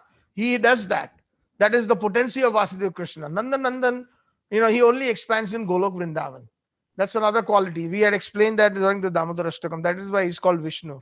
Namo Deva Damodar Ananta Vishnu Prasiddha Prabho Dukkha Jalabdi Magnam Kripa Drishti Vrishyati Dinam Batanu Grihaneshamamagyam Edi Akshidrashya. That was that. Prabhuji, I will interfere here because I will forget as well my question. So it's what I understand, this Dwarkadhish is Vasudev Krishna and is in Jagannath Dham. So when Akrur takes him, so Vasudev Krishna goes to Mathura. So what happens to the Nandan Krishna if he stays in Vrindavan? I told you, he stays back in Vrindavan in the bhav form. So the bhav means, like, one has, like we say, I have bhav for Lord Jagannath. Even if I don't get the darshan, he's in my heart. But you that Krishna is never away. So but you said he cries in Dwarka as well with that bhava. I'm explaining. I'm coming to that point. A little bit premature, but once I finish, you will be able to connect these links. I may forget that. So no problem. I remember, but don't worry, Prabhuji. Don't worry. I will address your point specifically, but I have to give you the background. Otherwise, you will not be able to understand it. Sure. Okay. Yeah. And I had explained this, couple other times to some senior devotees, and they, by the mercy of Prabhupada, they really loved this angle or this what do you call, the facet of this of Vasudeva Krishna and Nandan Krishna. So anyways, so then what happens is Vasudeva Krishna is missing all those things because he actually, it's like, okay, I will give you a nice example. You have a little son and your son is always with you. And when daddy is going to the zoo, son is on his back sitting there or carrying the son. He's always there and witnessing everything that daddy is witnessing. He's seeing the beautiful exotic animals, and then daddy is taking him to the garden, buying an ice cream, and then daddy goes, take him to India, take him to Hawaii, take him to London, wherever daddy is going. That little baby is able to witness all the different incidences along with his daddy. So far we are on the same page, right? So Yeah. similarly, Vasudeva Krishna, although like your son is outside your body, but Vasudeva Krishna is within Krishna, Nanda Nandan. He had witnessed all these beautiful sweet pastimes in Vrindavan, which is missing. Just like a child, when he grows up, he's crying. Oh, when I was with my Baba, he used to take us there, hold me with the finger, buy the ice cream. Every Sunday we used to go horse riding. Every Sunday we did this. Every Sunday we did that. And then we did this and that. So, like that, Vasudev Krishna is feeling that sweetness of Vrindavan that is missing because he was there as a witness. He was there as a witness. Just like when we are in a cricket stadium. Let me give you another analogy. In the cricket stadium, there are 11 players who are playing on the field on each side. And let's say there was a top batsman who is hitting century after century. Now, the moment he's hitting a sixer, every time he hits 4 runs and he's performing excellent, the entire crowd in the stadium, and you can hear it, on the TV and everything, you can hear the roar, right? The excitement. Now, there is excitement in the spectators and there is excitement in the player. You cannot deny that. Yeah. When something wonderful is happening, there is excitement on both the sides. So Vasudeva Krishna was that silent spectator within Krishna. He is that silent spectator who had witnessed all the sweet pastimes, because wherever Krishna went, he was there because he's inside. And it is said that Vasudeva Krishna is the one, even in Vrindavan, any demons that came, at that time, the potency of Vasudeva Krishna killed them. It is not Nanda Nandan who killed them. So these are all secrets that our Vaishnava Acharyas explain. So he's there it's like my hand or my fingers. They are 24 hours 7, 24/7 with me. If I'm seeing the screen, my hand is seeing the screen. Right? Exactly. After I close my computer, I sit at the dinner table. My hand is going to see the dinner, what is there exactly. So similarly, Vasudeva Krishna is witnessing everything what Nanda Nandan is witnessing. And he's missing it. And therefore, in lieu of separation, he is crying in Dwarka. He wants to go back to Vrindavan. He is missing that sweetness which he cannot get in Dwarka. And that is the reason when Mother Rohini was approached by all these queens, that please, he's crying, at night, and he's taking the names of Radha and Vishaka and Lalita, and he's taking the name of cows and so many people in Vrindavan, and he's crying, Sometimes he's holding my veil, my upper cloth, and is pulling it and calling Radha, Radha, Radha in his sleep. So what is this? We cannot understand. And you are in Vrindavan, Rohini Mata. You stayed in the house of Nanda Baba. So please tell us about Vrindavan. So Rohini Mata says, yes, no problem. And all the queens gathers around in Dwarka. But she says, but you know what? I have to tell you this in a very, very discreet and a secret way, because if Krishna Balram, if they hear this, because they were there in Vrindavan, and they will feel that acute separation if I start mentioning about the pastimes of Vrindavan. So somebody will have to stay guard. So Subhadra Devi, the youngest sister, says that, Maya, I will stand guard, don't worry, behind closed doors, and I will hear from you. I will hear these pastimes later if necessary. So like this, she closes the door. Mother Rohini starts speaking about Vrindavan, and everybody. We went through that in the Rath Yatra. Yes. From onwards, I remember everything. Yeah, and then Krishna Balaram, who were sitting in the main hall, in the Sudharma hall, of course they are the Supreme Lord. They knew that something was going on. Then they said that, give up everything and we just walk towards the Mother Rohini's room where all the queens are assembled. And then they see that Subhadra is standing guard outside behind closed doors, and Subhadra has her ears there, and she's frozen. Her eyes are big and her hands have recoiled in her body. And when they go and they hear some sound of Rohini Mata, and the door is locked from inside, then they start hearing about Vrindavan. The same thing happens to them. So that form. So actually it is Naradji, when he had arrived in Dwarka originally, the queens asked him, and then the Naradji said that this is a good question. Why he's crying at night, taking the name of Radha and the Vrajvasis. Why don't you ask Rohini Mata? Because she was in Vrindavan. So at the instruction of Naradji, they all assembled around Rohini Mata, and she is reciting all the sweet pastimes of Vrindavan. And then Krishna Balaram, hearing that from outside, their eyes widen. They go into an Asta Sattvic Vikar. Their hands recoil inside. No legs. They become like a, and their eyes grow wider and wider. And that is their form. And later on, when the katha was finished and the doors opened, Naradji came out, and all of them, they saw these three forms like this, like that, what we see now, Jagannath, Baldev, Subhadra. So then when they came back to their original form, Naradji, they saw Naradji and they told Naradji, Naradji, I'm sure you started this, the whole thing. We heard everything and we went into this thing. And Naradji was kind of, embarrassed. Oh, I'm so sorry. And then Krishna jokingly said, no, Naradji, no, don't be sorry. It is because of you we were able to hear the pastimes of Vrindavan. Thank you so much. And they hugged Naradji. So then Naradji, we are so happy with you. Ask us something. So Naradji, being a pure Vaishnava, he didn't ask for any material things. He said, so much compassion in his heart. He said, Krishna, Balram, Subhadra Devi, I just saw these forms when the doors opened. You were still in those stupefied, beautiful forms, amazing forms. Can you manifest this form to everyone in the world? So that, when they see you, just by mere seeing you, they will get Vraj Bhakti. Krishna says, Tathastu. And then in another millennium, in the time of King Indrajumna, then this whole pastime stage was created for the Arun Brahma to float in the waters, and then the Vishwaroop and his daughter Lalita, and how they floated in the ocean by close to Puri, and then they were carved by that Maharana, that sculptor, and that promise was there that nobody will disturb him. And when King Indrajumna opened the doors, he vanished and they left the three forms, just like what Naradji had seen. And then that's this actual story of Jagannath Baladev. So Vasudeva Krishna is a spectator never forget that, in Vrindavan. Yes. And because just like it's like in my old days, I have not watched cricket. Nowadays I don't even recognize who the players are.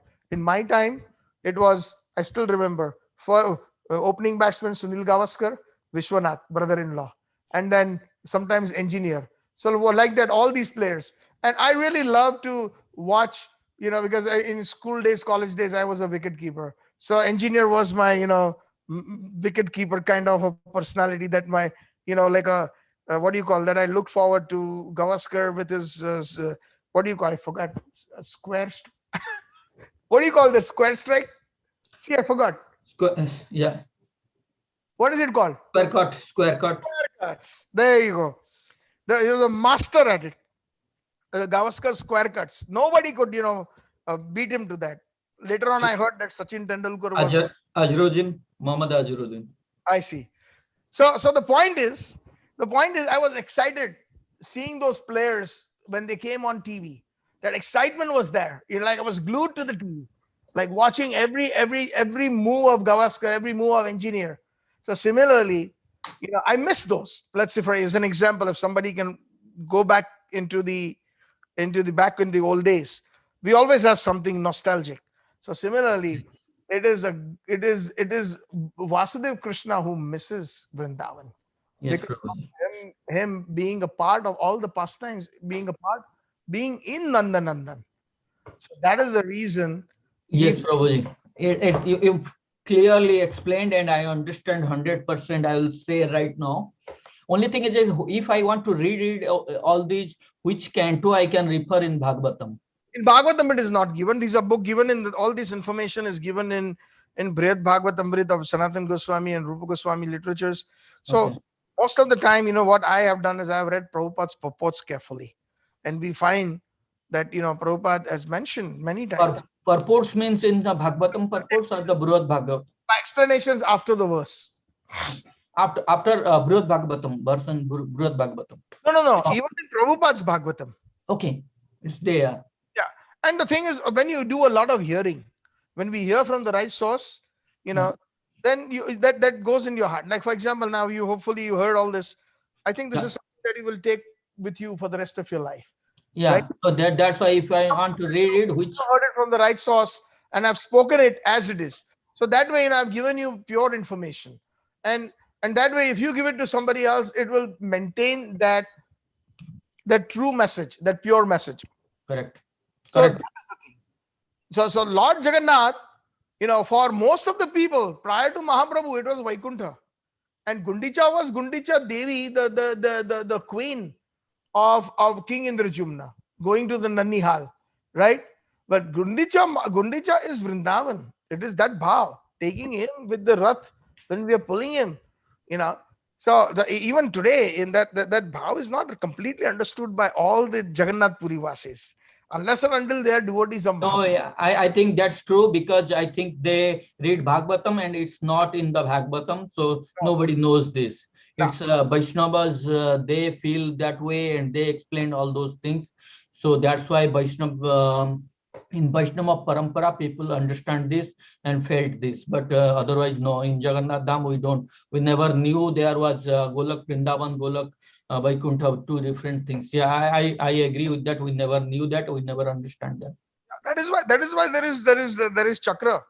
That is why he is worshipped with the chakra. That is clearly it is Vaikuntha. And all the prayers and all the paddhati and everything is all Vaikuntha style with awe and reverence. Yeah, that's what like there was no talking about Golak Vrindavan. When what I know is Vaikuntha is the supreme and that's all. That's the end, highest. The mercy is That's what I knew. Mahaprabhu is Nanda Nandan and Radharani himself, and he himself has declared that. So what to talk, Yeah, He has expressed that bhav. The most of them, they cannot explain why that Maharana, the sculptor, left the deities incomplete, and that is the reason it came from that old times of King Indrajumna. So that is why he is the Lord of Vaikuntha, and that is the seva, that seva kram is being executed even till today. But only in the line of Mahaprabhu, those devotees, they have understood the secrets. That is the secret of Lord Jagannath's Rath Yatra, secret of Lord Jagannath's form. So that is to be understood, and we are very fortunate that although you are all from you Anup Prabhu, Harihar Prabhuji, and Gopal Prabhu, you are all from Odisha, and you're all connected to Lord Jagannath. But somehow the other, Lord Jagannath has given you very special mercy to the four of you. That way, at least you have got the secrets that were. Prabhuji, one thing I will mention. Yesterday there was a bhajan program in some of the Odiyas and Odiya association. I was attending it.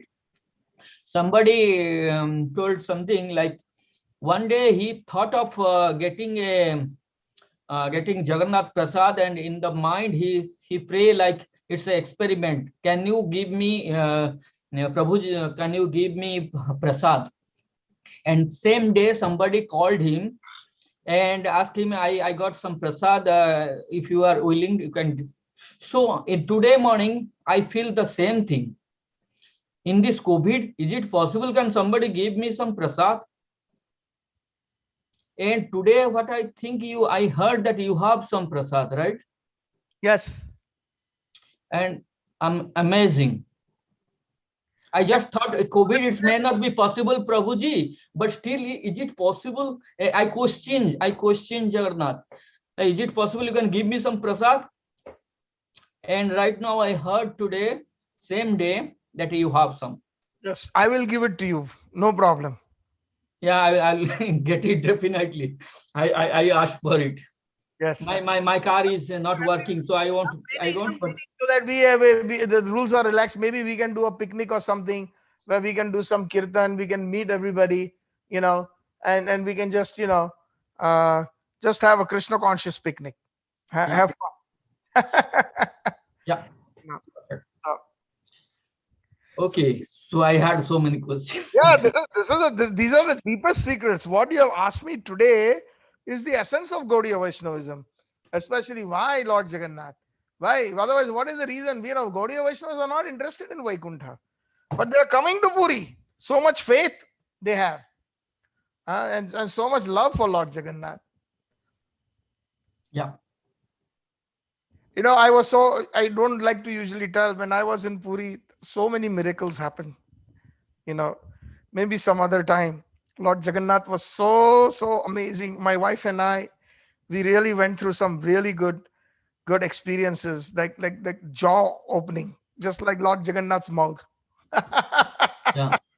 Yeah. Some other time I will, when the opportunity arises, I will. You're talking about prasadam of Lord Jagannath Mandir No. Yeah.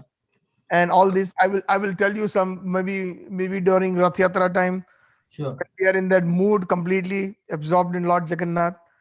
I will perhaps share some of my personal experiences in Puri Yes, during bro. Rath Yatra. Sure. So thank you very much. All Thank you. glories to Shri Prabhupada. All glories to Mahaprabhu. Mahaprabhu Chaitanya Mahaprabhu, Mahaprabhu Jagannath. Jai Jai. Jagannath Swami Nayana Patagami. Nayana Nayana Patagami, Patagami. Bharatami, Hare Bharat. Hare Krishna. Hare Krishna.